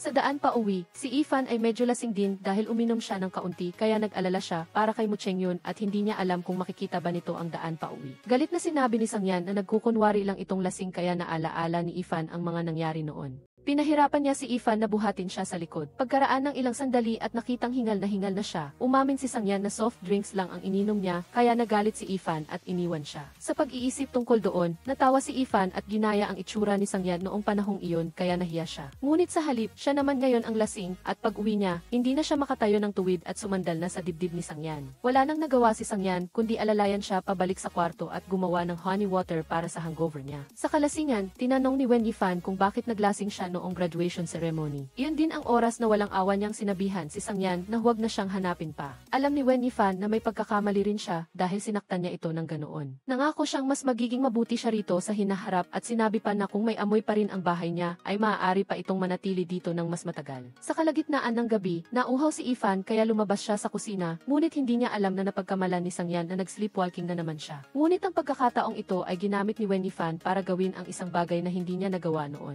Umarte siyang nag-sleepwalking at pagkatapos ay niyakap si Sangyan. Kahit medyo nagulat, niyakap pa rin siya ni Sangyan. Inakala pa nito na yayakapin siya nito ulit ngayon, ngunit sandali pa lang ay tumakbo na siya pabalik sa kanyang kwarto. Nahiyang-hiya si Wen Yifan dahil hindi niya inaasahang sasamantalahin niya ang pagkakataong iyon para mayakap si Sangyan. Sa halip, mas tama sigurong ginamit niya ang kalasingan niya para mag-sorry sa kanya. Kinabukasan, hindi niya rin magawang tumingin ng diretso sa mata ni Sangyan, pero ipinilit pa rin ni Sangyan na pag-usapan ang nangyari noong gabi. Pagkatapos, sinamantala na rin niyang ihatid siya sa istasyon ng TC para magtrabaho. Sa malayo, nang makita niya ang anino ni Mu Chengyun, nagkunwari siyang mayroon sa ulo ni Yifan para samantalahin ang pagkakataong haplusin ang buhok niya. Tunay nga na nasaksihan ni Mu Chengyun ang lahat at agad siyang tinanong kay Yifan tungkol sa kanilang relasyon. Nakita ng mga kasamahan sa trabaho na si Mu Chengyun ay nagdadala ng mga gamit para kay Wen Yifan at lagi siyang kasama kaya kumalat ang chismis na nagde-date silang dalawa. Gayunpaman, hindi naman humingi ng tulong si Wen Yifan sa kanya, ngunit siya pa rin ang napagbintangan. Ang kahong iyon ay padala ni si Qiao para sa kanya. Sa loob ay may sleeping bag upang maiwasan ni Wen Yifan ang paglakad sa paligid ng bahay tuwing gabi dahil sa somnambulisang paglalakad habang tulog. Pagkatapos ng trabaho, naghihintay na si Mu Chengyun sa gate ng apartment nila. Alam niyang aalis na ang kasama niya sa bahay, kaya gusto niyang tingnan ang apartment sandali. Bago pa pumayag si Yifan, sumunod na si Mu Chengyun sa kanya sa loob ng bahay. Hindi niya inaasahang maagang umuwi si Sangyan at nasaksihan ang eksenang ito. Nagpanggap si Mu Chengyun na parang nasa sarili niyang bahay. Naglibot sa lahat ng dako at ipinahayag kay Sangyan na siya ang papalit sa kanya bilang bagong kasama sa bahay ni Yifan. Nagtangka pa siyang pumasok sa silid tulugan ni Sangyan para tingnan ito, ngunit pinigilan siya ni Yifan. Gayunpaman, pinilit pa rin ni Chengyun si Yifan na kung magiging magkasama sila sa bahay, siya na ang bahala sa lahat ng gawain sa bahay. Sasamahan siyang magtrabaho at magluluto pag-uwi. Ngunit diretsong sinabi ni Yifan sa kanya na umuwi na dahil wala siyang intensyon na maghanap ng kasama sa bahay at lalo na hindi siya sanay na makasama ang isang estrangherong lalaki. Nagtanong si Chengyun kung gayon, hindi ba lalaki si Sangyan. Sumagot si Yifan na espesyal si Sangyan na ikinangiti niya sa loob-loob niya. Matapos umalis ni Chengyun, tinanong ni Sangyan si Yifan kung bakit gusto niyang paalisin agad siya samantalang wala naman siyang intensyon na umalis. Sinabi ni Yifan na malapit nang matapos ang apartment niya, kaya siguradong aalis siya. Kung hindi siya makakahanap ng bagong kasama sa bahay, kailangan niyang bayaran ang mahal na upa sa bahay. Pero, naipadala na niya ang upa sa bahay noon, kaya ituring na lang daw niyang deposit iyon. Kaya, napagdesisyonan ni Yifan na kung magkaroon siya ng nobya, ay maaari na siyang umalis. Sa kasalukuyan, unti-unti siyang nasasanay na mayroong Sangyan sa bahay, ngunit kasabay nito, natatakot din siya sa pakiramdam na ito. Nag-aalala siyang baka isang araw ay umalis siya at muli siyang dumanas ng pakiramdam ng pagkawala tulad noong nawalan siya ng ama maraming taon na ang nakalipas. O katulad ng pag-iwan ng ina niya para sa sarili niyang kaligayahan, kaya nangako siyang babalik sa dati niyang pamumuhay. Kinabukasan ng umaga, nagising si Yifan at nakita niyang handa na ang lugaw na inihanda ni Sangyan para sa kanya pero tumanggi siya, sinabing kakain na lang siya ng cereal. Ayaw na niyang umasa pa sa kanya dahil natatakot siyang kapag nasanay na siya sa mundong mayroon siya, sa huli ay maglalaho rin siya isang araw. Pagdating sa trabaho, nagdala rin si Mu Chengyun ng pagkain para kay Yifan pero tumanggi ulit siya at sinabihan siyang ibigay na lang kay Sudian. Hindi maintindihan ni Chengyun kung paano nakakasama si Yifan sa isang malamig na tao tulad ni Sangyan at umaasa siyang huwag na siyang magpabuyo. Hinanap ng financial manager na si Shen si Yifan at ipinagbigay alam na ang programa ng panayam sa direktor ng Wanda na sinusubaybayan niya ay napalitan na dahil nakarinig ang kabilang panig ng chismis tungkol sa kanya sa pahayagan na sinasabing siya ay isang kabit. Hindi maganda ang pakiramdam ni Wen Yifan at dumating pa ang kanyang ina sa kumpanya para hanapin siya ulit. Ngunit ang pag-uusap na ito ay hindi rin nagpasaya kay Yifan, bagkus ay lalo lang siyang nabigo sa kanyang inang walang awang nag-iwan sa kanya. Pagpasok sa opisina, narinig niya si Chief Gan at Manager Shen na nag-aaway dahil sa kanya. Hindi na nagtiis pa si Yifan at kalmadong pumasok at diretsong sinabi kay Manager Shen na hindi niya maintindihan kung bakit kumalat ng husto ang mga paninirang puri. Siya ay isang reporter at dapat niyang itaguyod ang katotohanan, hindi ang makinig sa chismis. Ang pagtanggi ni Yifan ay ikinasya ni Chief Gan at kinampihan siya. Pinayuhan siyang huwag na lang pansinin ang mga masasamang bagay na ganito. Sa buong araw na nakaranas ng negatibong pangyayari, hating gabi ay nagpatuloy si Wen Yifan na magsomnambulis ang paglalakad habang tulog. Sa pagkakataong ito lang napansin ni Sangyan na tuwing hindi maganda ang pakiramdam niya o umiinom siya, nagsomnambulisin siya. Sa pagkakataong ito, pumasok pa siya sa kwarto ni Sangyan, ngunit pagkatapos ng ilang sandali, bumalik siya sa sarili niyang kwarto at natulog ng mahimbing. Nag-aalala si Sangyan na baka tumakas siya o pumunta sa balkonahe na magiging mapanganib, kaya sinigurado niyang nakasara ang lahat ng pinto para panatag siya. Kinabukasan, binisita ni Sang Zi ang kanyang kuya. Sinabi niya kay Ifan na nakapasa siya sa Universidad ng Ginha, ngunit hindi ito nagustuhan ni Sang Yan. Bukod pa rito, nagkwento pa si Sang Zai ng maraming bagay tungkol kay Sang Yan, lalo na tungkol sa dati niyang kasintahan na ipinangako sa kanya na mag-aaral sila pareho sa Universidad ng Nanwu. Ngunit hindi ito tinupad ng babae, kaya labis siyang nalungkot ng ilang araw at gabi. Maliwanag na alam ni Wen Yifan na siya ang tinutukoy ni Sang Zai, na lalo niyang ikinabagabag kay Sang Yan. At nang gabing iyon, muli siyang nagsomnambulism at dumiretso sa kwarto ni Sang Yan at natulog ng mahimbing sa tabi niya. Pagkagising ni Wen Yifan, napansin niyang yakap siya ni Sang Yan mula sa likuran at natutulog pa ito. Nagulantang siya at dali-daling sinuri ang kanyang damit at sa kanya napagtanto na nagkamali siya ng tulugan at dahan-dahan niyang inalis ang kamay ni Sang Yan, nais niyang tahimik na umalis. Gayunpaman, nagising si Sang Yan at napansin ang kanyang pagkilos. Ipinaliwanag ni Ifan na nagsomnambulism siya, kaya nagkamali siya ng pasok sa kwarto. Ngunit nagkunwari namang nasaktan si Sang Yan, sinabing palagi siyang nakabuntot sa kanya, paano kung may mahalaga siyang bagay na nanakaw. Ipinaliwanag ni Ifan na aksidente lang, at bukod pa rito, pangit ang tulog ni Sang Yan kanina, at hinila pa siya nang gusto niyang umalis, kaya sa pagkakataong ito ay quits na sila. Gayunpaman, hindi madaling pinalampas ni Sang Yan ang bagay na ito at pinilit niya si Ifan na umuwi pagkatapos ng trabaho upang ipaliwanag ang isyong ito. Masakit talaga ang ulo ni Wen Yifan dahil sa kanyang somnambulism, ngunit hindi siya naglakas loob na sabihin ang totoo kay si Qiao. Kaya nagtanong siya tungkol sa nangyari kay si Qiao at Suhawan. At nagkamali ng intindi si Suhawan na natulog sila sa iisang kama at kung humingi ba siya ng tawad sa kanya. Ngunit naniniwala si Qiao na ang insidenteng iyon ay dahil sa kanya nang malasing siya, kaya hindi ito matatawag na kasalanan ni Suhawan. At saka, babae siya at mas malaki ang nawala sa kanya, kaya bakit pa niya kailangang humingi ng tawad kay Suhawan? Gayunpaman, nababagabag pa rin si Ifan sa loob-loob niya, kahit tapos na ang trabaho, nagdahilan siyang may gagawin siya para ipagpaliban ang usapan nila ni Sang Yan sa susunod na araw. Pagkatapos, inaya niya si Mu Chengyun na samahan siyang pumili ng regalo para sa kanya. Nagtaka si Mu Chengyun at nagtanong kung bakit kailangan niyang i-report kay Sang Yan kung anong oras siya uwi. Ipinaliwanag lang ni Ifan na dahil mayroon silang kasunduan na manirahan ng magkasama. Kaswal niyang ikinuwento ang nakaraan ni Sang Yan noong kolehiyo, na inamin din niyang hindi siya isang tapat na tao. Nang marinig niya ito, biglang naramdaman ni Ifan na hindi siya mapakali sa loob-loob niya, ngunit hindi niya ito ipinakita at sinabi lang na ang relasyon nila ni Sang Yan ay dating magkaibigan lang. Dinagdag pa ni Chengyun na sa reunion noong high school, sinabi ni Sang Yan na kung magkikita silang muli ng taong iyon, mabuti pa rin ang pakikitungo niya rito, ngunit iba na ang kanyang damdamin. Kaya, binalaan niya si Ifan na mag-ingat kay Sang Yan. Naintindihan ni Ifan ang kahulugan ng kanyang mga salita, kaya pinayuhan niya si Chengyun na dapat may tamang saloobin sa pagiging reporter. Pag-uwi niya, gusto ni Ifan na magtago at pumasok sa kanyang kwarto upang maiwasan si Sang Yan, ngunit saktong nakita niya si Sang Yan na nakahubad na lumalabas mula sa banyo. Nautal niyang pinaalalahanan si Sang Yan na huwag maghubad sa bahay at kailangan niyang isara ang pinto kapag matutulog. Samantalahin ang pagkakataong lasing siya, gusto ni Sang Yan na biruin siya, kaya kinalabit niya ang pisngi ni Ifan, lumapit siya at tinanong kung bakit siya namumula. Sa unang pagkakataon na nakita ni Ifan ang hubad na katawan ng isang lalaki, dali-dali siyang lumayo kay Sang Yan. Pagkatapos, sinabi niya ang kanyang kahilingan bago makahanap si Ifan ng tunay na solusyon, kailangan niyang panatilihin ang distansya niya sa ibang lalaki. Ayaw niyang maging kaawa-awang nilalapastangan ni Ifan at pagkatapos ay tatakbuhan lang. Sa puntong ito, napagtanto ni Ifan na kung sakaling may ibang lalaki o si Chengyun ang humipo sa kanya, magiging napakabigat ng kanyang reaksyon. Gayunpaman, nang hinawakan siya ni Sang Yan kanina, hindi siya nakaramdam ng pagkairita, marahil siya ang kanyang exception. Gumawa si Wen Yifan ng kwento tungkol sa isang kaibigan. Nagtanong siya sa kanyang kasamahan na si Sudian kung ano ang gagawin kung ang kaibigan niya ay yumakap sa isang lalaki at natulog ng isang gabi. Ngunit hindi nasagot ni Sudian ang tanong at nagtanong pa kay Chengyun at pagkatapos ay nalaman na rin ng marami pang malalapit na kasamahan. Nag-ingay ang lahat na lalong nagpasakit sa ulo ni Ifan. Naniniwala sila na sa personalidad ng lalaki, kung hindi ito gusto, imposibleng maging matiisin ito hanggang ngayon. Nagsimula pa siyang mag-isip na ang dahilan kung bakit nakapagtiis pa si Sang Yan hanggang ngayon ay marahil tulad ng mga revenge film. Sa simula, lalapitan niya para mahalin siya at pagkatapos ay tatanggalin niya ang relasyon nila at pahihirapan siya. Ngunit mabilis na itinanggi ni Ifan ang hinala na ito dahil alam niyang mabuting tao si Sang Yan at sadyang napakalaki lang ang nasaktan niya rito. Umaasa siyang mananatiling mapagmataas at nagniningning si Sang Yan magpakailanman, kaya pagkatapos niyang pag-isipan itong mabuti, tumayo siya sa labas ng pinto at sinabi kay Sang Yan na aalis na siya sa lalong madaling panahon. Sinabi niya at ginawa, kinabukasan, tumingin siya ng ilang bahay kasama si Qiao. Ngunit ipinilit ng kaibigan niyang ito na ibaba ang presyo sa pinakamababa pagkatapos niyang sabihin.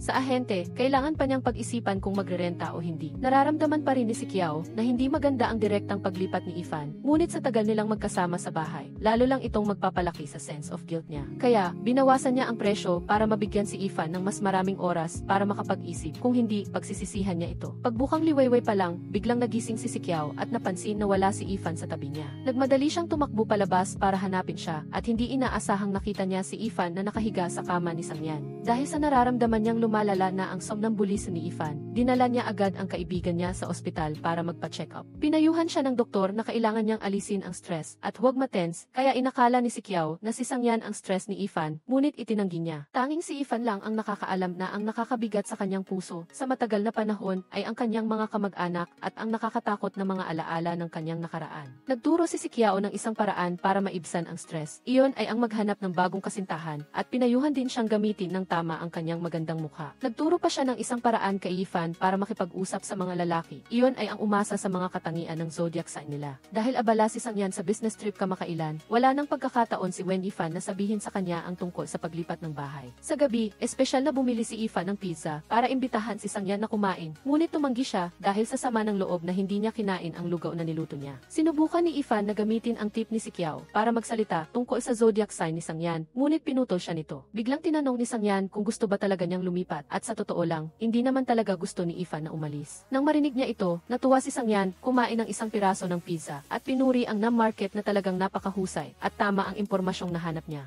Kaya nagpa siya pa rin si Wen Yifan na manatili at manirahan kasama si Sangyan. Ngunit isang araw, dinala ng ina ni Sangyan ang isang babae para hanapin siya. Pagkakita kay Wen Yifan, nakilala ni Ginang Li na siya ang unang pag-ibig ng kanyang anak. Siyempre, ang pagpilit ni Sangyan na manirahan doon ay nagbigay sa kanya ng ideya na malaki pa rin ang pagmamahal ng kanyang anak kay Yifan, kaya hinikayat niya ang kanyang anak na ipagpatuloy ang panunuyo. Ngunit hindi sinasadyang narinig ni Wen Yifan ang usapan at inakala niya na gusto ni Sangyan ang babaeng dinala ng kanyang ina na nagpaguho ng kanyang loob. Wala pang katagalan, pagkahila ng ina ni Sangyan sa kanya para kumain kasama ang babae, bumalik na siya sa bahay at may dalang pagkain para kay Ifan. Habang kumakain, pinagsabihan ni Ifan si Sangyan na lalo siyang nagiging kulang sa damit. Gayunpaman, mayabang na sinabi ni Sangyan na ang kanyang mukha ay madaling makapagsanhi ng kasalanan sa tao. Ngunit pareho naman silang adult, kaya sana ay maging restrained siya. Ngunit biglang sinabi ni Ifan na natatakot siyang hindi niya makontrol ang sarili niya at makagawa ng kasalanan. Nang marinig niya ito, nais niyang biruin siya, kaya umupo siya sa tabi ni Ifan. Inilapit ang mukha niya at tinanong kung naglakas loob ba siya. Nakita ito ni Ifan at mabilis siyang umiwas, sinabing wala siyang dahilan para maglakas loob gawin iyon. Sa Nanbu University, nakatanggap si Sangyan ng mensahe mula sa kanyang ina na nagpapaalala sa kanya na sa susunod na araw ay ang frost descent at biglang bababa ang temperatura kaya magsuot siya ng mas maraming damit. Ngunit ang nasa isip lang ni Sangyan ay ang kaarawan ni Ifan. Tumawag siya ng ilang beses ngunit laging sinasabi ng kabilang linya na wala ang numero. Ang malaking ingay ay nagpagising sa kanyang kasama sa kwarto na si Duan Jayasu. Ngunit nakita lang niya si Sangyan na inihagis ang telepono sa isang kahon at tahimik na bumulong ng maligayang kaarawan. Hindi pa nagtatagal si Ifan sa estasyon nang biglang sumakit ang tiyan ng kanyang kasamahan na si Sudian. Nang dalhin siya sa ospital, sinabi ng doktor na medyo mapanganib ang sitwasyon kaya kailangang ipaalam sa ama ng bata. Nag-aalala ang lahat at hindi alam ang gagawin nang biglang dumating si Go sa financial team. Sinabing siya ang kasintahan ni Sudian. Sa huli, nanganak si Sudian at maayos ang lahat. Paglabas niya sa operating room, nagpahayag ng pagmamahal si Go at handa siyang alagaan siya at ang bata. Nang makita ang kanyang kasamahan na inaalagaan ng ganoon, nag-text si Ifan kay Sangyan na nagpahayag ng kanyang paghanga sa hiwaga ng buhay. Namatay ang alagang aso ni Suhawan at dumalo sina Ifan at si Kiao para ihatid ito.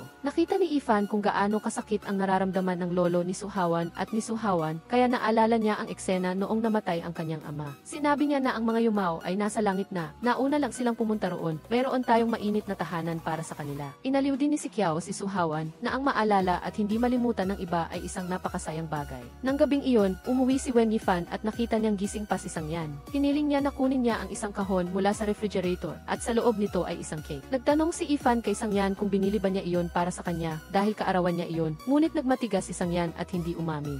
Umiti si Wen Yifan at nagpasalamat sa kanya, pagkatapos ay kumuha ng litrato habang hawak niya ang cake at saka humiling at nagpatay ng kandila. Nagtataka si Sangyan tungkol sa hiling ni Ifan, ngunit sinabi niya na ito ay may kaugnayan sa trabaho. Nagpakita ng pagkadismaya ang kanyang mukha at sinabi niyang akala pa niya ay hihilingin niyang maging kasintahan niya siya. Naghanda pa si Sangyan ng isa pang regalo para sa kanya na nakalagay sa isang cabinet shelf. Nang kinuha ni Ifan ang regalo, hinaplos ni Sangyan ang kanyang ulo at mahinahong bumati ng maligayang kaarawan. Sa loob ng kahon ng regalo ay isang bote ng pabango na na may nakaimprentang unang hamog. Hindi inaasahan na pagkatapos ng maraming taon, naaalala pa rin ni Sangyan ang palayaw niyang hamog.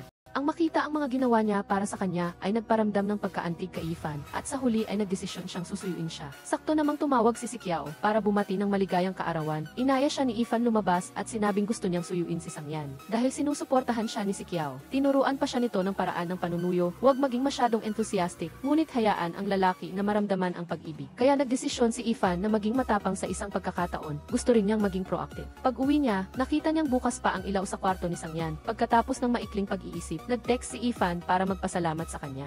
Nang matanggap ni Sangyan ang mensahe, sinabihan niya si Ifan na matulog ng maaga, ngunit sinabi ni Ifan na kapag kaarawan niya, reregaluhan niya siya. Pagkatapos niyang sumagot, tahimik na natuwa si Sangyan ng ilang sandali at saka pinaalalahanan si Ifan na 69 araw na lang bago ang kaarawan niya. Ang dalawa ay parang bumalik sa kanilang kabataan, matapang sa harap ng isa, kaya hindi sila mapigilang umiti habang nagte-text. Nagkwento rin si Ifan kay Sudian na mayroon siyang sinusuyo kamakailan, napakabuti ng taong iyon at kasama pa niya sa bahay. Nagulat si Sudian pagkatapos marinig ito at dali-daling sinabing kailangan niyang umuwi sa postpartum care center para matunaw muna ang balitang ito. Mula ng araw na iyon, lalong dumalas ang pagpapalitan nila ng mensahe at natatakot pa si Wen Yifan na baka makatulugan niya ang mensahe ni Sangyan kaya nagpilit siyang maging gising para hintayin ang balita mula sa kanya. Pagkagising niya, napansin niyang nagkamali na naman siya ng tulugan kaya kaagad siyang umalis at nakita niyang natutulog si Sangyan sa sofa. Nang dumating ang grupo ni Wen Yifan sa pinangyarihan, magulo na ang lugar at puno ng pag-aalala ang mga mukha ng mga rescue worker. Dali-daling nag-uulat ng live si Wen Yifan sa pinangyarihan nang biglang lumapit ang isang umiiyak na ina at sinabing nasa loob pa ng mga guho ang kanyang anak na babae.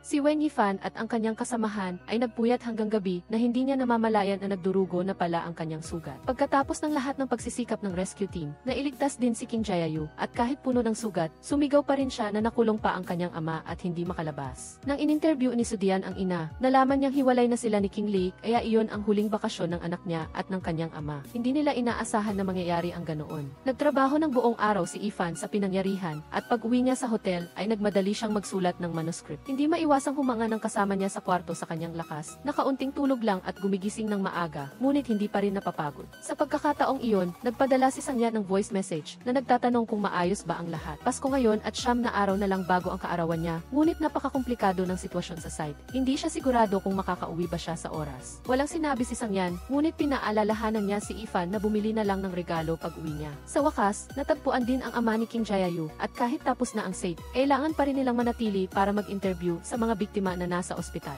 Nakatanggap si Wen Yifan ng assignment na interviewin ang pamilya ni King Jayayu. Umiiyak ang bata at niyakap ang kanyang ama dahil ayaw niyang sumama sa kanyang ina sa ibang bansa. Ang ama ni Jayayu ay emosyonal din na nagsabi na dati ay nag-aatubili siyang isuko ang custody ng bata dahil pakiramdam niya ay mas mabibigyan ng ina niya ang bata ng mas magandang buhay at edukasyon. Narinig ng ina ni Jayayu ang pag-uusap ng kanyang dating asawa at anak sa labas ng pinto at tahimik siyang tumalikod at umalis. Hinabol siya ni Ifan at nag-alok na interviewin siya, ngunit tumanggi ito. Sinabi niya na kahit hiwalay na sila ng kanyang dating asawa, iginagalang pa rin niya ang desisyon ng kanyang dating asawa at anak at hindi na siya makikipag-agawan pa sa custody. Sa daan pa uwi, biglang kinilabutan si Wen Yifan nang marinig niya ang isang tumawag sa pangalan niya, ngunit hindi niya alam kung sino habang mayroong isang taong nakatayo sa isang sulok at lihim siyang kinukuhanan ng litrato. Natapos na ang trabaho, nag-text si Wen Yifan na nag-order na siya ng cake para sa kaarawan ni Sangyan at babawi na lang siya pag-uwi. Hindi siya sinisi ni Sangyan at sinabing ipagpapaliban na lang niya ang kanyang kaarawan ng isang araw para makasama siya sa pagdiriwang.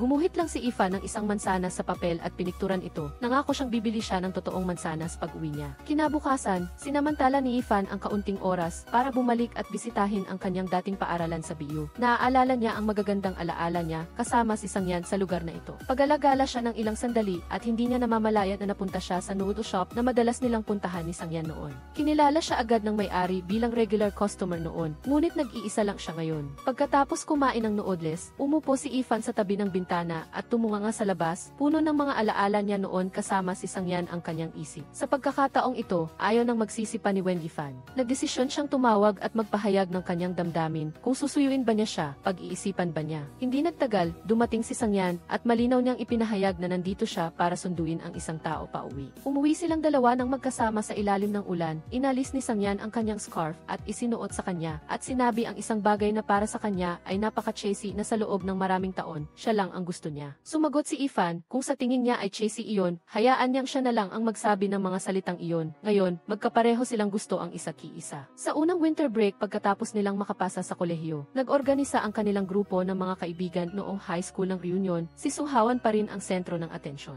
Tuwang-tuwa siyang nagmamayabang na wala na siyang single na status, ngunit tila hindi naman interesado ang lahat. Dahil mula pa noong high school, hindi nawawala ang mga babae sa tabi niya. Sa gitna ng ingay ng lahat, tahimik na lumabas si Sangyan at hindi sinasadyang narinig si Kiao na nakikipag-usap sa telepono kay Ifan. Narinig niya na hindi na babalik si Ifan at naglalaro siya ng video game kamakailan. Narinig din ni Sangyan ang nickname ni Ifan sa laro, kaya pag-uwi niya, nagmadali si Sangyan na maghanap online at nakita niya ang laro na madalas nilalaro ni Ifan. Pagkatapos ihatid ni Sangyan si Ifan sa hotel, napakagabi na at wala ng high-speed train pabalik sa Nanmu. Kaya nag-alok si Ifan na mag-book si Sangyan ng kwarto sa hotel na tinutuluyan niya at pumayag naman siya. Pagkatapos mag-check-in, sinabi ni Ifan na babalik na siya sa kanyang kwarto, ngunit nagdahilan si Sangyan para manatili pa siya ng kaunti. Bagamat naisip ni Wen Yifan na hindi angkop na pasukin ang kanyang pribadong espasyo, gayong kakakilala pa lang nila ng formal, pumasok pa rin siya ng masunurin. Hindi niya sinasadyang nakita ang sugat sa kamay ni Ifan, nag-aalala siyang nagtanong kung ano ang nangyari, ngunit sinabi niya na maliit na sugat lang iyon at walang problema. Pagkatapos, nag-order pa siya ng pizza para sa kanya para hindi siya magutom. Sinabi pa niyang dahan-dahan siyang kumain para mas matagal siyang manatili. Pagdating sa kanyang kwarto, nakatanggap si Ifan ng mensahe mula kay si Kiao na nagsasabing nag-post si Sangyan sa friends circle at ipinahayag na mayroon na siyang kasintahan. Sino? Maligayang sumagot si Ifan, ang kasintahan niya ay siya. Nagulat si Kiao at hindi makapaniwala na dahil sa mabagal na pag-ugali ni Ifan ay napakabilis niyang magkaroon ng kasintahan at inutusan siyang idetali ito sa kanya pagbalik niya. Kinabukasan, kailangang bumalik sa Nanyu ang mga kasamahan sa trabaho mula sa istasyon ng V at nag-check out din si Xingyan at sumama sa kanila. Hindi sang-ayon si Mu Chengyun sa paraan ng panliligaw ni Xingyan, iniisip na magdadala ito ng pressure kay Ifan. Gayunpaman, sinabi ni Xingyan nang walang alinlangan na hindi na ito problema dahil kinumpirma rin ni Ifan na formal na silang nagde-date. Nang makauwi, si Ifan ay pagod na nakahiga sa sofa. Si Xingyan ay nagpapaalala lang sa kanya sa tabi kung may nakalimutan siya. Noon lang niya naalala na regalo niya pala ito sa kaarawan ni Xingyan. Dali-dali siyang kumuha ng coffee-colored na jacket mula sa aparador dahil hindi pa niya nakitang nagsuot ng ganoong kulay si Xingyan. Mula nang malaman na tinanggap ni Ifan ang pagtatapat ni Xingyan, labis na naguluhan si Mu Chengyun kung bakit si Xingyan. Inisip niya na tiyak na nagdusa si Ifan sa maraming sama ng loob habang kasama si Xingyan. Ipinaliwanag ni Ifan na hindi siya nakaramdam ng sama ng loob dahil gusto na niya si Xingyan mula pa noong high school, hindi pa lang iyon malinaw noon.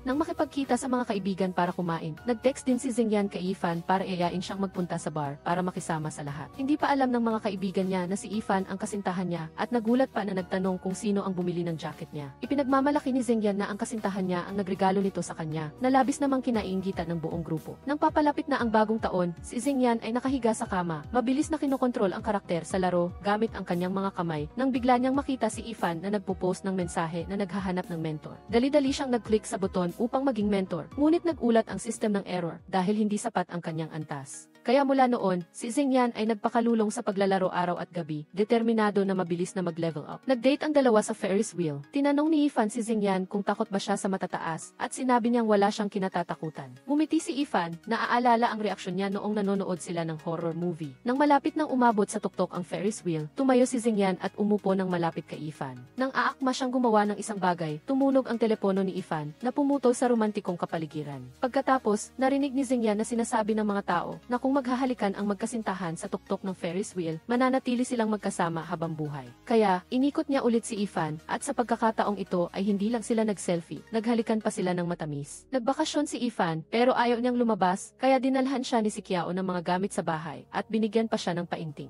Nagdikit si Ifan ng koplet sa pintuan at nagluto ng hapunan para kay Xingyan. Nang dumating si Xingyan sa pinto, nakita niya ang coplets at nagdagdag ng dahon ng mulberry at isang snowflake sa ibaba gamit ang panulat. Ang pagluluto ni Ifan ay medyo mahusay at masarap ang kain ni Xingyan. Sinabi ni Ifan kay Xingyan na ang maliliit na nightlight na iniwan niya ay walang silbi para sa mga sleepwalker dahil ang mga sleepwalker ay hindi tumutugon sa liwanag, sumusunod lamang sila sa mga daanan na dinadaanan nila sa araw.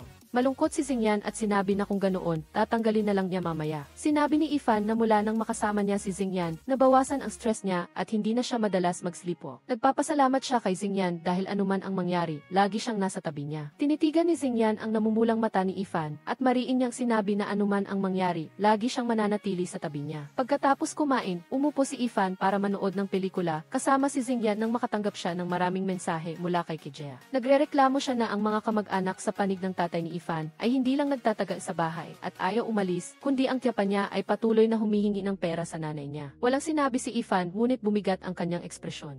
Nang makita na malungkot si Ifan, hindi na nagtanong pa si Xingyan, ngunit tinanong na lang siya tungkol sa kanyang mga plano sa bagong taon, kung uwi ba siya. Nagkwento si Ifan na hindi sila nagkakasundo ng tatay niya sa tumatayong magulang kaya hindi siya uwi at ibinahagi pa ang tungkol sa kanyang pagpapaampon noon. Labis na nalungkot si Xingyan sa sitwasyon ni Ifan dahil pareho silang babae, ngunit malaki ang pagkakaiba ni Kijea at Ifan. Niyakap ni Xingyan si Ifan at sinabihan siyang huwag hayaang maapektuhan siya ng mga sinasabi ng kanyang kapatid at ng mga kakaibang pamantayang iyon. Para sa kanya, si Ifan ay mananatiling pinakamahalagang tao. Sa isang hating gabi, pagdating ni Xingyan sa bahay, nakatanggap si Ifan ng emergency call mula kay Qian Wenhua. Isang taxi ang bumangga sa isang noodle shop habang umiiwas sa isa pang sasakyan at ang driver at ang pasahero sa harap ay parehong nasugatan. Mabilis na dumating ang grupo niya sa eksena at inilabas ng mga bumbero ang mga nasugatan mula sa sasakyan. Bagamat hihinaatasan siyang mag-ulat ng live, nang makita ni Ifan ang mukha ng driver, agad siyang nataranta at nagmamadaling nagtago. Ngunit tila nakilala rin siya ng taong iyon dahil hindi niya inalis ang tingin niya kay Ifan kahit nakahiga siya sa stretcher. Sa takot na makilala sa pag-ere ng balita, humingi si Ifan sa editor na i-record muli ang huling bahagi at sinadyang tanggalin ang kanyang pangalan.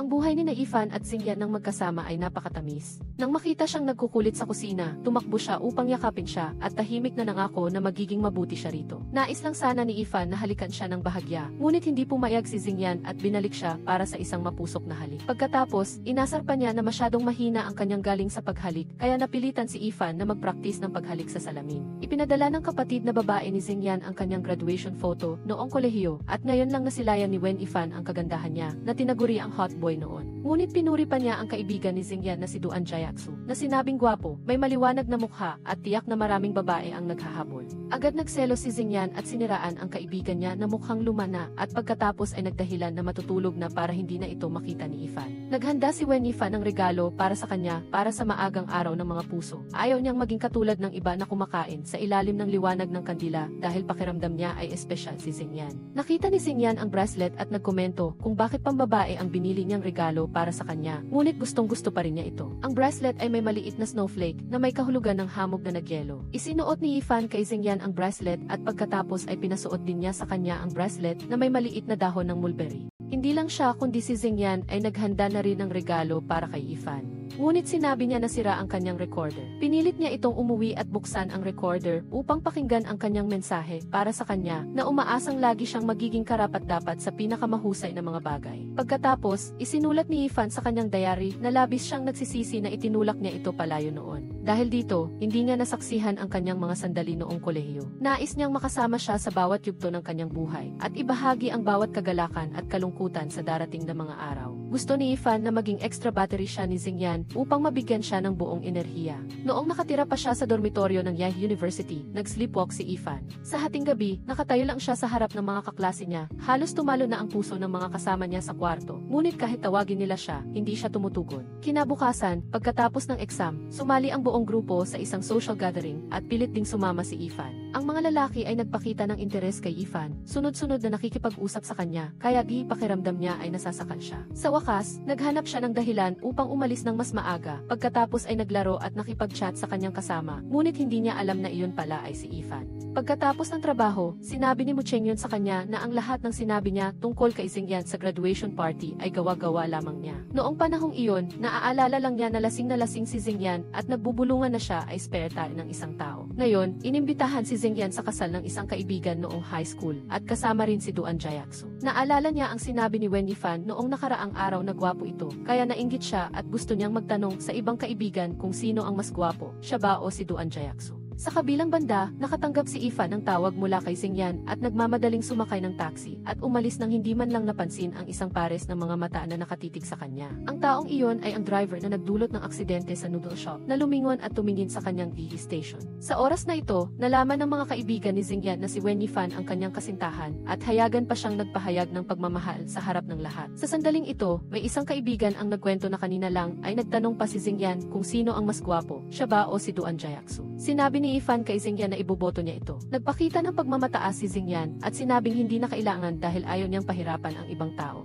Nagsimula ang inuman at sa gitna ng ganoong masiglang kapaligiran, syempre, napilitan ding uminom ng marami si Ifan. Nang matapos ang party, kailangang alalayan ni Xingyan si Ifan na parang lasing na uod palabas upang maghintay ng sasakyan. Sa kalasingan, sinabi ni Ifan sa kanya na nag-ipon siya ng pera at sa bandang huli ay bubuhayin niya si Xingyan upang hindi na ito mumiti pa sa ibang babae. Pagkasakay sa sasakyan, gusto agad ni Ifan na magpalit ng pantalon para komportable. Nagmamadaling kinuha ni Xingyan ang bag para takpan si Ifan, habang tinatakpan ng isang kamay ang sarili niyang mukha hanggang sa sinabi niyang tapos na siyang magpalit. Nang dumating sila, lasing na lasing si Ifan at hindi na makatayo, buong pagmamahal siyang binuhat ni Xingyan sa kanyang likod at paulit-ulit na sinang-ayunan siya na hindi siya dapat umasa sa kanyang kagwapuhan para mabuhay.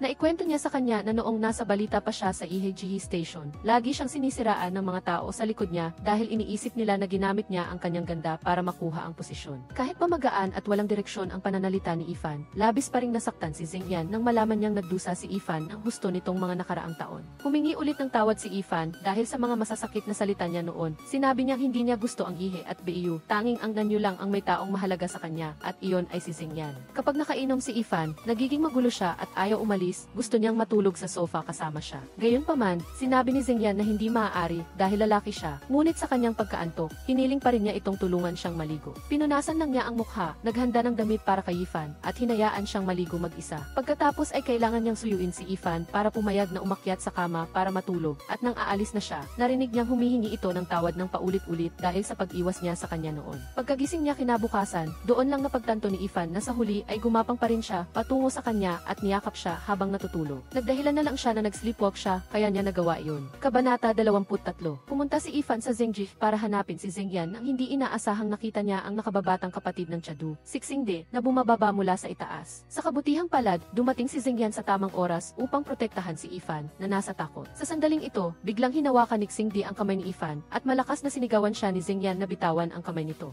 Sa oras na iyon, dumating din ang kasamahan niya upang tumulong at nataboy si Xingde. Nang makita ang kanyang maputlang mukha, nag-alala si Xingyan para kay Ifan, ngunit sinabi niya na hindi sila magkalapit kaya huwag na siyang mag-alala. Nang gabing iyon, nag-sleepwalk ulit si Ifan, nakatitig siya sa wall clock. Pinanood ni Xingyan ang lahat ng galaw niya at nasaktan nang makita siyang umiiyak. Biglang kusa siyang hinawakan ni Ifan sa kamay at pagkatapos ay inakay siya pabalik sa kanyang kwarto upang matulog ng magkasama. Kahit nakahiga na siya sa kama, wala pa ring intensyon si Ifan na bitawan ang kamay niya, kaya humiga na lang si Xingyan sa tabi niya. Kinabukasan ng umaga, napansin ni Ifan na nakahiga siya sa ibabaw ni Xingyan at inakala niyang nag-sleepwalk ito kaya napunta siya sa maling kama. Tumawa si Xingyan at sinabing dinala siya rito ni Ifan habang nag-sleepwalk at ngayon ay sinisisi pa siya. Gayunpaman, si Xingde ay nanatiling nakakapit at nagtrabaho siyang security guard sa gusali ng Gihi Station kung saan nagtatrabaho si Ifan. Tapos na ang trabaho ni Ifan kinagabihan at nang lumabas siya sa Gihi Station, sinundan siya ni Xingde. Hinarang siya nito at gustong ipaliwanag na ang lahat noon ay hindi pagkakaunawaan at hindi niya raw naapektuhan ang buhay niya. Ngunit ang sitwasyon niya ngayon ay dahil daw kay Ifan.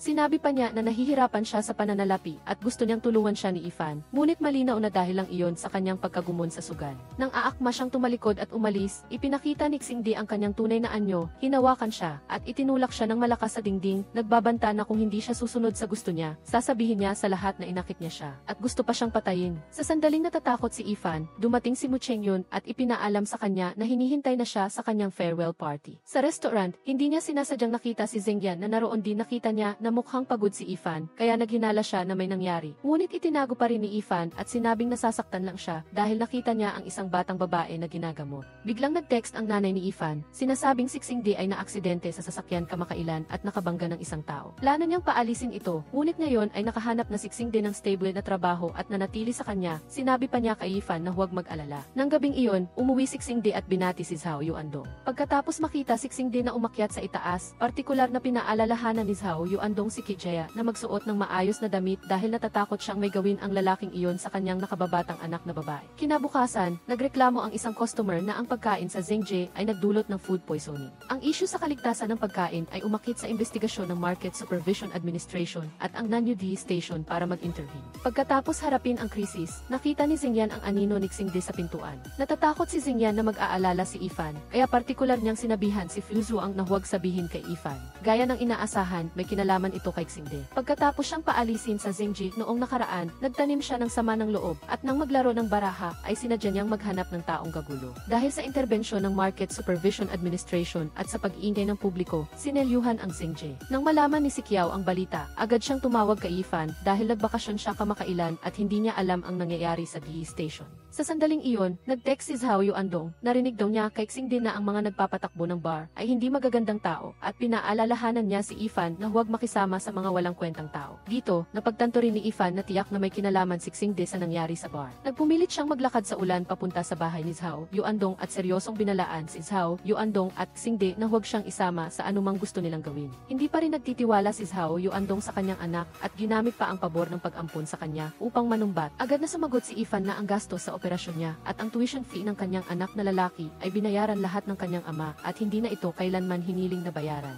Tumingin siya sa kanyang sariling ina at labis na nadismaya at idineklara na may kakayahan siyang buhayin siya, ngunit hindi siya naglakas loob. Bago umalis, matapang siyang binalaan ulit ni Ifan na kung guguluhin pa nila ang mga tao sa paligid niya, tiyak na haharapin niya sila ng walang takot. Nagulat si Zhengyan nang makita si Ifan na basang-basa at tulala na umuwi. Naawa si Zhengyan at sinaway siya dahil lumabas ng walang dalang payong sa ulan at pinaalalahanan siya na tumawag sa kanya kung may mangyari ulit na ganoon at pagkatapos ay maingat niyang pinunasan ng tuwalya ang kanyang buhok. Masunuring sumandal si Ifan sa kanyang dibdib na tila naibsan ang kanyang pagod. Tila napansin din niya na wala siya sa sarili, kaya tinanong niya kung anong nangyari. Ngunit nagtago pa rin si Ifan at hinalikan lang siya. Sinabing ayos lang siya. Inakala lang ni Zhengyan na pagod siya dahil sa sobrang overtime kamakailan at pinayuhan siyang magpahinga sa bahay ng ilang araw. Pagkatapos, sinabi ni Zhengyan kay Ifan na kailangan niyang pumunta sa Ihe sa loob ng ilang araw dahil ang kanyang nakababatang kapatid na si Zhengzi ay nagde-date sa Ihe University. Kinabukasan, hinatid siya ni Ifan sa airport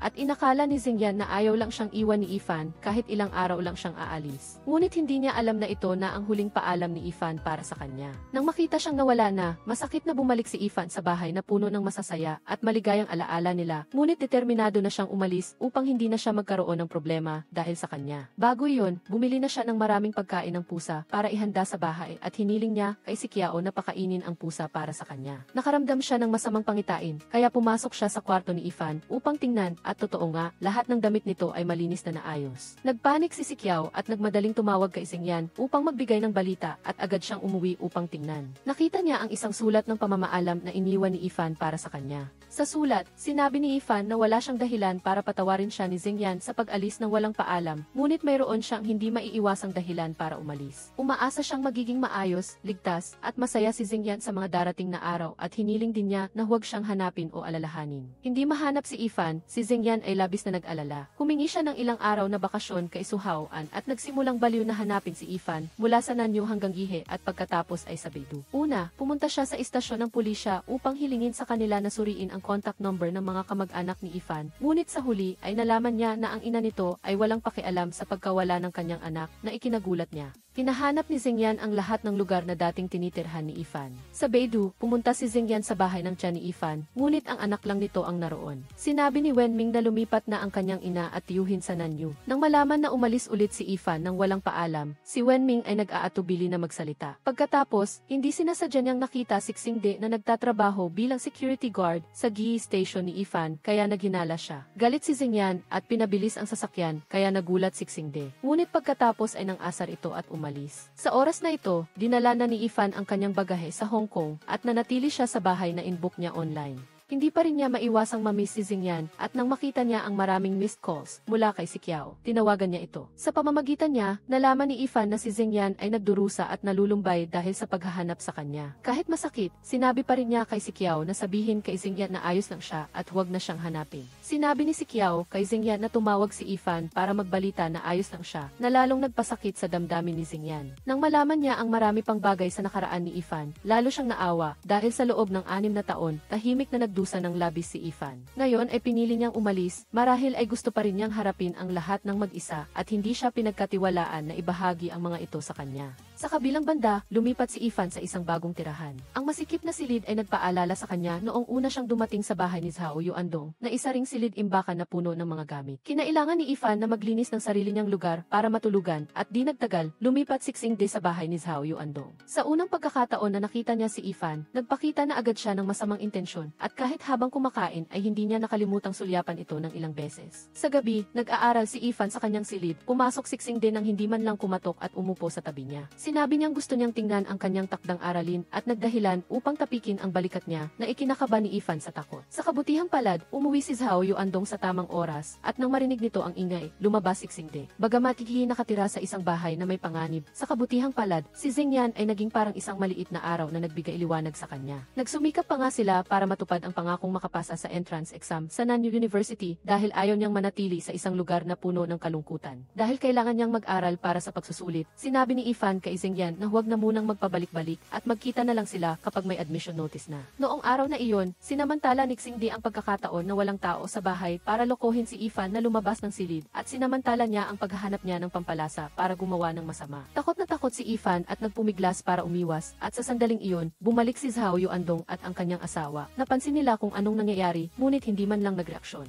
Umiiyak si Ifan at nagmamakaawa na kunin siya ng kanyang ina, ngunit malamig na pinatay ni Zhao Yuandong ang tawag, iniisip na nagradrama lang siya. Isang gabi pagkatapos ng college entrance exam, palihim na binuksan ni Xingde ang pinto ng silid ni Ifan habang natutulog ito. Nang akma na itong hihiga sa tabi ni Ifan, agad itong bumangon at mahigpit na hinawakan ang utility knife na itinutok niya kay Xingde. Nasugatan ang kamay ni Xingde, ngunit lalo lang itong nagpabaliw sa kanya at nagbanta na kung maglakas loob siyang magsalita, magkukunwari itong gusto niyang nakawin ang kanyang pera at sinaktan siya. Pagkatapos ay hinarangan niya ang lahat ng labasan at inatake si Ifan sa balkonahe. Sa kanyang kawalang pag-asa, binuksan ni Ifan ang bintana at nang makita niyang hindi pa rin siya tinatantanan ni Xingde, tumalon siya mula sa ikalawang palapag. Ang pagkahulog na ito ay kumitil din sa pagkakataon at pangarap ni Ifan dahil hindi na siya makakapagbalat pa. Hindi na niya kaya ang sitwasyong ito, kaya nagpa siya siyang magsumbong sa pulis. Hindi niya inaasahan, nag-ingay ang tiyan niya, nagrereklamo na nalasing lang ang kanyang nakababatang kapatid at napunta sa maling silid at ngayon ay hindi lang nabali ang binti, kundi inakusahan pa ng panggagahasa. Pagkatapos marinig ito, inisip din ni Zhao Yuandong na pinapalaki lang ni Ifan ang mga bagay-bagay at iginiit na mabuting tao si Xingde. Dahil siya ay menor de edad, kailangan ng kasama ng tagapag-alaga sa paggawa ng pahayag. Ngunit nagdahilan si Zhao Yuandong na kailangang magtrabaho ng asawa niya bukas, kaya mabilis siyang umalis. Hindi pinansin ang nagmamakaawang tingin ng kanyang anak. Sa huli, pulis na lang ang naiwan na inalalayan si Ifan na mahirap maglakad papunta sa istasyon upang kunin ang kanyang pahayag. Nagmadali si Xingyan na tumawag kay si Qiao para ipaalam. Lumipas ang kalahating taon, si Wen Yifan ay namumuhay pa rin na parang estranghero sa lupaing ito. Nagtatrabaho siya araw-araw sa isang convenience store at naghuhugas ng pinggan sa isang restaurant para mabuhay. Lahat ay upang takasan ang nakaraan na humahabol sa kanya noon. Sa kabilang banda, si Xingde ay naglakas loob pa ring pumunta sa bar ni Xingyan para uminom at nagpatuloy pa siyang manggulo sa mga babaeng customer. Nang makita ito ni Xingyan, hinila niya ito palabas at binalaan na huwag nang babalik kahit isang hakbang. Gayunpaman, hindi pa rin nagbago si Xingde at sinadyang ininis si Xingyan, sinabing muntik na niyang makuha si Ifan. Ang mga salitang ito ay lubos na ikinagalit ni Xingyan para siyang naging ibang tao at sunod-sunod na sinaktan si Xingde hanggang sa hindi na ito makakilos. Sa kanya pinasabihan ang mga tauhan na tumawag ng ambulansya sa paggunita sa nakaraan. Matapos makumpleto ang pagkuha ng pahayag sa istasyon ng pulisya, inihatid si Ifan ni Pulis Chen pauwi. Mayroon din siyang anak na babae na nagngangalang Chen Xi na napakasigla at masigla at malugod na tinanggap siya. Sinabi ng batang babae kay Ifan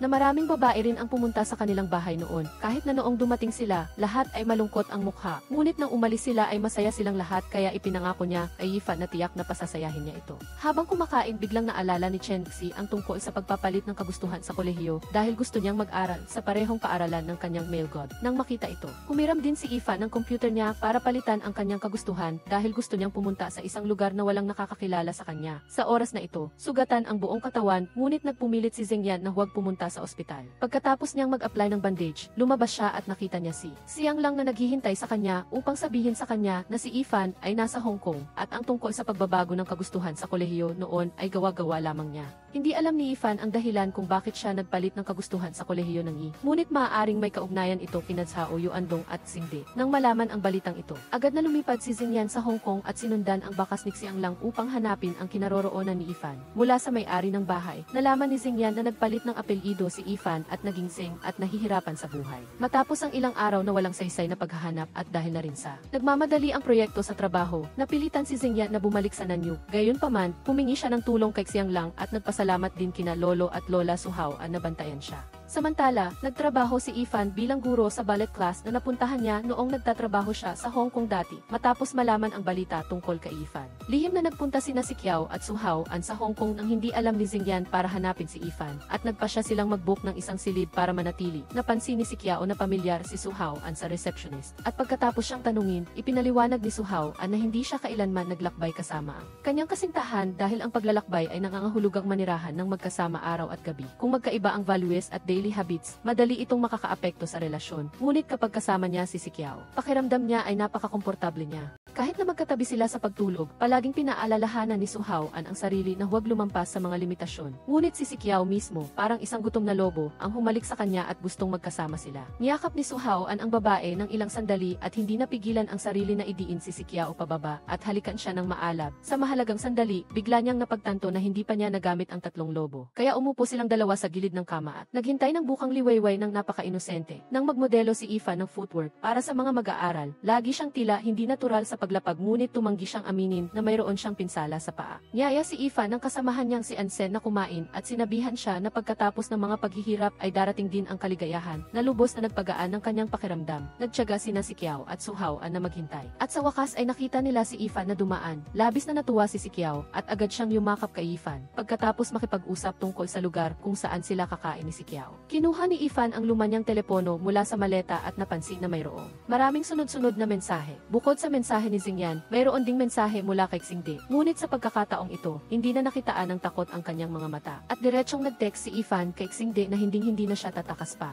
Ginawa niyang malinaw na siya ay nasa Hong Kong ngayon at tiyak na pananagutin niya si Xingde. Nagtaka si Suhao na dahil nakita na nila si Ifan, bakit hindi nila ipinaalam kay Xingyan. Ngunit naisip ni si Qiao na tiyak na may dahilan si Ifan kung bakit siya umalis kaya kailangan nilang alamin muna. Kinabukasan, habang kumakain, sadyang hinila ni si Qiao si Suhao palayo upang bigyan ng puwang si Ifan na makipag-ugnayan kay Xingyan. Kasabay nito, nag-a-apply si Xingyan ng kanya. Pagbitiw nang makatanggap siya ng tawag at hindi makapaniwala na gusto siyang makita ni Ifan. Bilang isang guro sa sayaw, dinala ni Ifan ang kanyang mga mag-aaral sa isang pagtatanghal ngayon. Dahil hindi pa dumarating si Xingyan, naghati sina si Qiao at Suhao ng trabaho. Ang isa ay nag-video sa loob at ang isa ay naghintay kay Xingyan sa labas dahil sa error sa music file. Walang tugtog nang umakyat ang mga bata para magtanghal, kaya tumayo si Ifan sa tabi at nagtap ng ritmo. Nang pumasok si Xingyan, nakilala niya ang taong matagal na niyang hinahanap na nakatuon sa entablado. Pagkatapos ng maraming araw na pagkakalayo, pumili lang siya ng isang upuan at tinitigan si Ifan. Nang walang kurap, nang matapos ang palabas, sinubukan ni Ifan na maging komportable hanggang maaari at tumayo sa harap niya at sinabi na kahit hindi nanalo ng premyo ang mga bata, masaya silang lahat. Ngunit sinabi ni Xingyan na ang makita siya ang pinakamasaya at pagkatapos niyang magsalita, mahigpit niyang niyakap si Ifan.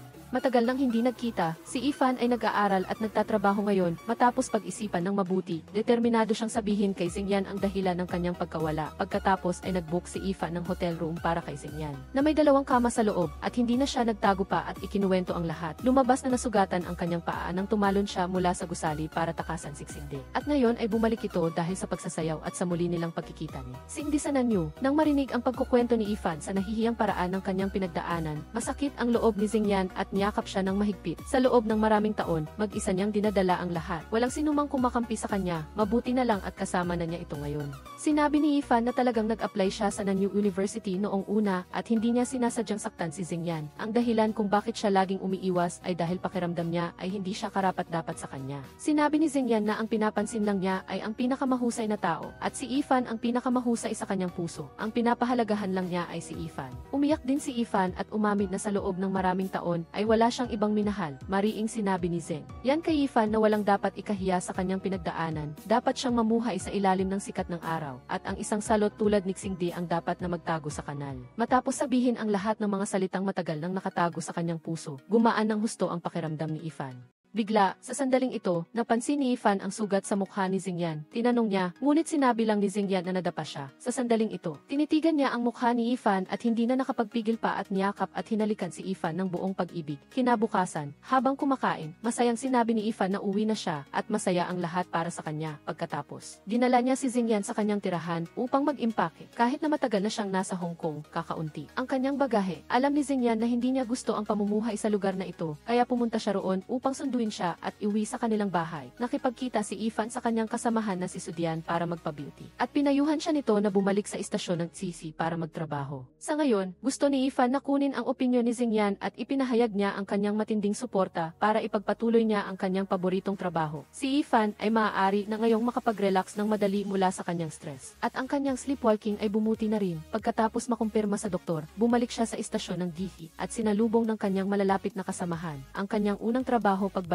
ay ang magtrabaho sa BU. May kaso ng nawawalang estudyante sa high school ilang taon na ang nakakaraan dahil mayroon ng mga bagong bakas, agresibong hinahanap ng pulisya ang bangkay at hinahabol ang suspect. Sa istasyon ng pulisya, hindi inaasahang nakita ni Ifan muli si Police Chen at masayang-masaya siya nang makita niyang maayos na si Ifan. Nang makapanayam ni Ifan at ni Fu Zhuang ang biktima ng panggagahasa, si Zheng Yi. Upang buksan ang kanyang loob at magbahagi, ikinuwento ni Ifan sa kanya na noong nakaraan, naranasan din niya ang masamang tao na iyon. Sa katunayan, naramdaman ni Zheng Yi ang pakikiramay at ikinuwento ang pangyayari ng araw na iyon. Katatapos lang maligo ni Zheng Yi nang umuwi si Xingde, napansin niyang nagpalit ng sabon si Zheng Yi, lumapit at gustong maglaro ng masamang laro. Mabilis na itinulak ni Zheng Yi si Xingde at hinarangan ang pinto. Nataranta siyang pinaalis si Xingde. Nang marinig niyang papalayo na ang mga yabag, tumakbo siya palabas upang isara ang pinto, ngunit nagkunwari ilang si Xingde at pinigilan siya. Napansin ni Zheng Yi na may kakaibang tingin si Xingde sa kanya simula nang siya ay maging manugang, ngunit tahimik lang ang lahat kahit alam nila ang masasamang gawain nito dahil siya ang nagbayad ng pinakamalaking halaga para sa bahay. Sa tuwing lasing si Xingde, sinasaktan niya si Zheng Yi, ngunit pinapayuhan lang siya ng kanyang biyenan na huwag magsumbong sa pulis at nangangakong poprotektahan siya. Lihim na nagvideo si Zheng Yi bilang ebidensya at nalaman niyang nakapatay na si Xingde at tinulungan siya ng kanyang biyenan na ilibing ang bangkay. Ngayon, hindi na natatakot si Zheng Yi, gusto niyang ilabas ang katotohanan upang walang ibang babae ang maging biktima niya. Sa daan pa uwi, naaalala ni Ifan si Guling, ang kaibigan niya noong high school sa BU na pinatay, at nalulungkot siya. Pag uwi niya, nakatanggap siya ng tawag mula kay Xingyan. At sinabi niya rito na si Xingde ay naging suspect sa pagpatay at iniimbestigahan ng pulisya. Natatakot si Ifan na puntahan siya ni Xingde para gumawa ng gulo, kaya sinabihan niya si Xingyan na mag-ingat kapag lalabas. Pinayuhan siya ni Xingyan na mas mag-alala sa sarili niya at sinabihan siyang pakinggan ang nilalaman ng voice recorder. Malapit na ang kanyang kaarawan, kaya sinabi niya kay Ifan na ihanda ang kanyang hiling at tutulungan niya itong matupad. Kinaumagahan, pumunta si Ifan para bisitahin ang bahay ni Guling at nakita niya ang ama nito na nagbuntong hininga at ikinuwento ang tungkol sa kanyang anak na babae nang may pagsisisi. Ang huling beses na nakita niya ang kanyang anak ay nang gusto nitong magsulat ng nobela para kumita ng pera, ngunit inakala niya na walang kabuluhan iyon. Dahil dito, umalis si Guling sa bahay at tuluyan nang hindi na niya nakita mula noon. Laging nababagabag ang ama ni Guling dahil kaibigan din niya ito noong high school. Determinado si Ifan na tulungan siyang iulat ang katotohanan upang walang sinuman ang maging biktima pa. Nang gabing iyon, tinawagan ni Ifan si Xingyan upang ipaalam na tumakas na si Xingde at si Zhao Yuandong ay nakakulong na. Dapat sanang uwi na si Ifan sa Nanyo, ngunit nakatanggap siya ng balita na kailangan niyang pumunta sa istasyon ng pulisya. Pinayuhan din niya si Xingyan na maaaring nakabalik na si Xingde sa Nanyo, kaya pinayuhan niya itong mag-ingat. Gayunpaman, si Xingyan ang unang nakakita kay Xingde nang sadya itong sumilip sa istasyon ng Zi. Nagmamadali siyang tumawag sa pulis at pagkatapos ay gusto niyang hulihin ito at dalhin upang parusahan sa kanilang pag-aaway. Kinuha ni Xingde ang kutsilyo at gusto siyang saktan, ngunit sa huli ay nakontrol pa rin siya ni Xingyan. Sa sandaling ito, naghintay si Ifan, ngunit hindi niya nakita si Xingyan kaya tumawag siya, ngunit hindi ito sumasagot. Nang tumawag siyang muli, isang estranghero ang sumagot, nagpapaalam na sugatan siya at dinala sa ospital. Nag-aalalang tumakbo si Ifan upang hanapin siya, at nang makarating siya, nalaman niyang dinala na siya sa emergency room. Natakot si Ifan kaya umiyak siya sa taxi kaya naawa sa kanya ang driver. Upang kumalma, binuksan niya ang voice recorder na bigay ni Xingyan sa kanya at narinig niya ang boses nito na nagpapaalala sa kanya na maging ligtas dahil sa traffic jam.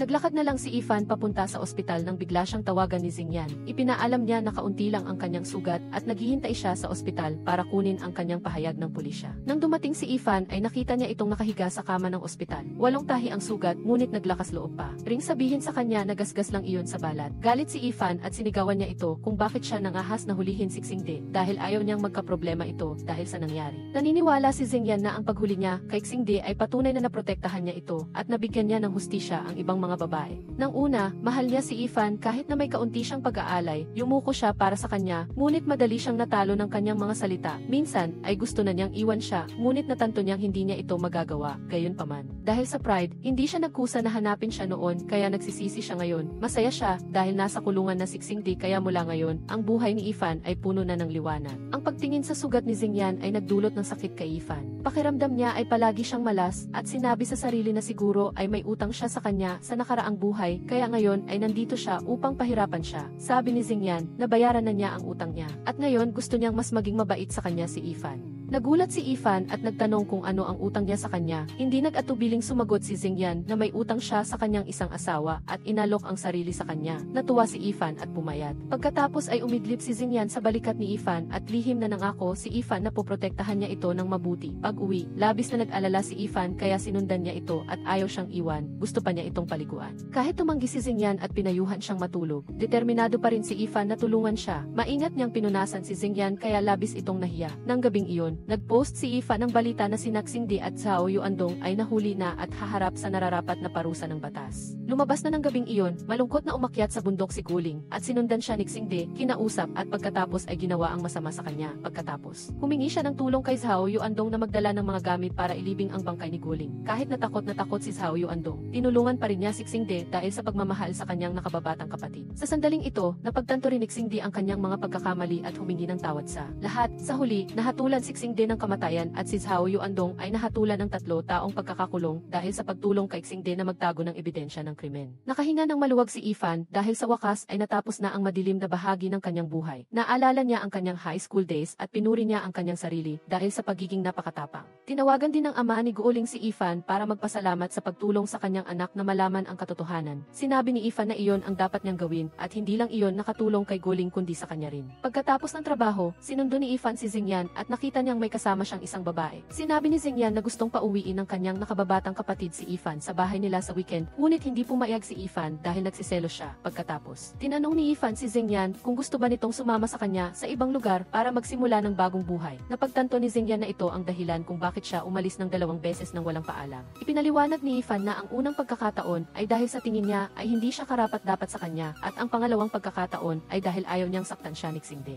Tinanong ni Xingyan kung gusto pa rin ba niyang sumayaw. Sumagot si Ifan na dati ay gusto niya. Ngunit pagkatapos ng nangyari kina Xingde at Guling, mas gusto na niyang maging reporter. At kahit ano paman, si Xingyan ay susuporta pa rin sa kanya. Sa daan pa uwi, ipinaalam ni Ifan na babawiin ng may-ari ng bahay ang bahay sa Marso ng susunod na taon. Kaya nagbiro si Xingyan na mamahalin niya ito sa loob ng isa pang kalahating taon. Nagulat si Ifan at nagtaka kung bakit sinabi niya iyon. Ngunit ang totoo ay gusto ni Xingyan na pakasalan siya sa loob ng kalahating taon. Kinabukasan, pumasok si Ifan sa trabaho. At nalaman ni Chairman Cam na marunong siyang sumayaw, kaya pinakiusapan niya itong maghanda ng isang performance para sa darating na party sa pagtatapos ng taon. Nang gabing iyon, tumawag si Zheng Zi para ipaalam na gusto niyang ihatid ang kanyang boyfriend sa bahay. Ngunit hindi pumayag ang mga magulang ni Xingyan dahil sa tingin nila ay masyadong matanda na ito para kay Zheng Zai. Ginawa itong pagkakataon ni Xingyan na imbitahan si Ifan na umuwi sa kanila sa darating na gifi. Gayunpaman, nag-alala si Ifan na hindi papayag ang kanyang mga magulang, ngunit sinabi ni Xingyan na walang hinihingi ang kanyang mga magulang. Basta't babae, okay na. Kinabukasan, nagsimulang mag-ensayo si Ifan ng sayaw bilang paghahanda para sa party sa pagtatapos ng taon, at nagulat si Nasudian at Fuzu ang sa kanyang malambot na galaw. Pagkatapos ng interview, nakatanggap si Ifan ng tawag mula kay Xingyan. Sinabi niyang susunduin siya pagkatapos ng kanyang follow-up check-up. Mismo sa sandaling ito, dumating ang nanay ni Ifan sa istasyon ng Vihi at gustong makita siya para batiin ng maligayang kaarawan. Kahit alam niyang nahuli na si Xingde, tinanong pa rin niya si Ifan kung ginawa ba talaga nito iyon sa kanya. Dati, tumawag si Ifan at nagmakaawa sa kanya na sunduin siya, ngunit hindi pinansin ng kanyang ina ang nararamdaman niya. Nangako lang siyang kakausapin niya ang kanyang amain, at inakala pa niya na nagkakamali lang si Ifan kay Xingde. Sa sandaling ito, nagsisi na ang kanyang ina dahil hindi siya inalagaan, ngunit si Ifan ay pagod na at ayaw nang magsalita, kaya sinabi niyang tapos na ang lahat at ayaw na niyang balikan pa. Bukod pa rito, sina Xingde at Zhao Yuandong ay walang obligasyon na alagaan at maging mabait sa kanya, samantalang ang kanyang tunay na ina ay nakaupo dito at umiiyak. Nang mamatay ang kanyang ama, mabilis na nagkaroon ng iba ang kanyang ina at nabuntis dito, kaya nadismaya siya. Sa pagkakataon pagkakataong ito, ibinunyag ng kanyang ina na may ibang babae ang kanyang amain, kaya gusto niyang umuwi si Ethan sa kanya. Napagtanto ni Ethan na ang kanyang ina ay katulad niya, parehong inabandona, ngunit sa kanyang madidilim na araw, wala ang kanyang ina. Sa ngayon, ayaw na niyang makialam pa sa kanyang ina, kaya nagpa siya si Ethan na burahin ang kanyang contact information at umalis. Sa sandaling ito, dumating si Xingyan para sunduin siya at nagtanong kung mayroon siyang birthday wish. Sinabi ni Ethan na ang kanyang hiling ay ang mag-propose ito sa kanya sa susunod na tag-araw at gusto niya siyang makitang nakangiti dahil napakagwapo nito noon. Gayunpaman, tiningnan din niya ang likod ng kanyang ina at umiyak. Sinabi sa kanya na wala na siyang ibang nagmamahal sa kanya, tanging siya na lang. Gusto ni Xingyan na humiling pa siya ng isa pa, ngunit ipinasa ito ni Ethan sa kanya. Nag-isip din siya ng taos puso at hiniling niya na bukod sa kanya, marami pang ibang taong nagmamahal kay Ethan kaya napaiyak si Ethan. Nagsagawa ng party ang istasyon ng DC at si Ethan ang namamahala sa ballet performance, ngunit hindi pa rin dumarating si Zeng. Yan, sa kabutihang palad, mabilis siyang dumating at umabot sa performance ni Ethan. Masigla siyang nanood habang sumasayaw si Ethan, ngunit puno ng pag-aalala ang kanyang mga mata dahil sa pinsala nito sa paa pagkatapos ng performance. Tumakbo si Xingyan para hanapin si Ethan, kinumutan siya at iniuwi sa bahay.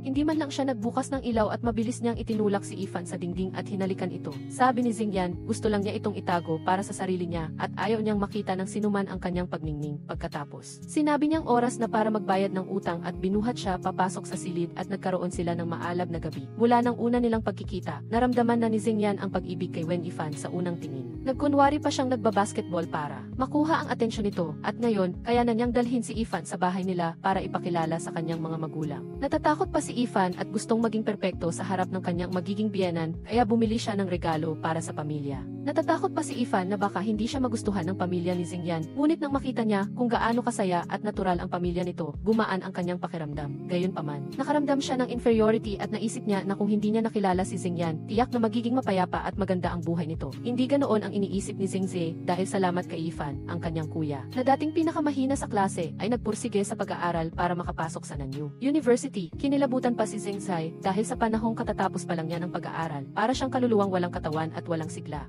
Mula pagkabata, palaging mayabang si Xingyan at magkalayo ang loob nilang dalawa ng kanyang kapatid, ngunit pagkatapos ng nangyari kay Ethan, saka lang siya nagmature at naging mas malapit sila. Gusto ng mga magulang ni Xingyan si Ethan. Alam nilang tapat ang kanilang anak sa kanya mula simula hanggang wakas. Ang kanilang malugod na pagtanggap ang nagparamdam kay Ethan na nabubuhay siya sa isang tunay na pamilya, isang bagay na matagal na niyang hindi nararamdaman. Alam niyang tanging ang isang mapayapa at masayang pamilya lang ang makapagpapalaki ng taong tulad ni Xingyan. Nagtaka siya kung ano ang palayaw nito, ngunit sinabi ni Xingyan na wala siyang palayaw, kaya binigyan siya ni Ethan ng sarili niyang palayaw para maging pamilyar. Habang naglilinis ng bahay, hindi sinasadyang natuklasan ni Xingyan na maingat na isinulat ni Ethan ang pangalan ni Mu Chengyun sa isang notebook at nagsimula siyang magselos. Kinailangan lang ni Ethan na ipaliwanag na si Chengyun ang batang lalaki na gumanap sa horror movie na pinanood nilang dalawa noon. Hindi sinasadya ring nakita ni Ethan ang kahon na matagal na niyang iningatan. Sa loob nito ay ang larawan niya noong graduation niya sa kolehiyo at marami ring tiket ng eroplano patungo para hanapin siya. Ang mga artikulo ni Wen Yifan noong una itong inilathala ay iningatan din niya ng mabuti kaya labis na naantig si Ethan at napaiyak. Lumabas na hindi nagkamali si Ethan noong panahong iyon. Ang taong nakatayo sa likod na nakatitig sa kanya sa graduation ceremony ay walang iba kundi siya.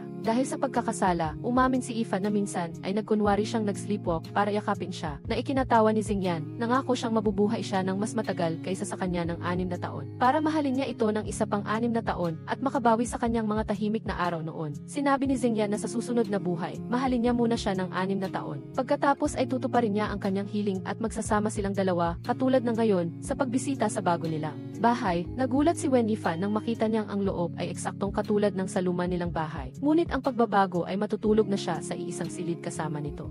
Sa ika-negatibo 100 anibersaryo ng Nanyu High School, ang dalawang magkasintahan na sina Ethan Xingyan, si Kiao at Su Haoan ay dumalo upang bisitahin ang kanilang dating paaralan. Biglang tumakbo si Xingyan sa hagdanan kung saan sila nagkita sa unang pagkakataon at sumigaw ng pangalan ni Ethan. Naintindihan din ni Ethan at inulit niya ang eksena ng pagtatanong tungkol sa klase tulad ng dati at pagkatapos ay pumunta sa lumang silid-aralan upang alalahanin ang kanilang mga alaala noong kabataan. Noon, umakyat si Ethan sa entablado at ipinakilala ang kanyang sarili bilang Frost dahil ipinanganak siya sa Frost Festival. At ipinakilala lang ni Xingyan ang kanyang pangalan ng maikli at sinabing hindi siya marunong sumayaw na nagpatawa sa buong klase. Mga araw na iyon, maliban sa pagpasok sa klase, abala si Ifan sa ballet practice room. Si Xingyan ang nagprotekta sa kanya upang makapag-ensayo siya ng komportable nang walang anumang pag-aalala. Araw-araw, sumusunod si Xingyan kay Ifan. Sinasadya niyang sumakay sa parehong bus para maging malapit sa kanya hanggang maaari. Ngunit nang nagsisimula pa lang ang kanilang pag-ibigan, may nangyaring trahedya, ngunit sa huli ay nagbalik pa rin sila sa isa't isa. Pagkagising,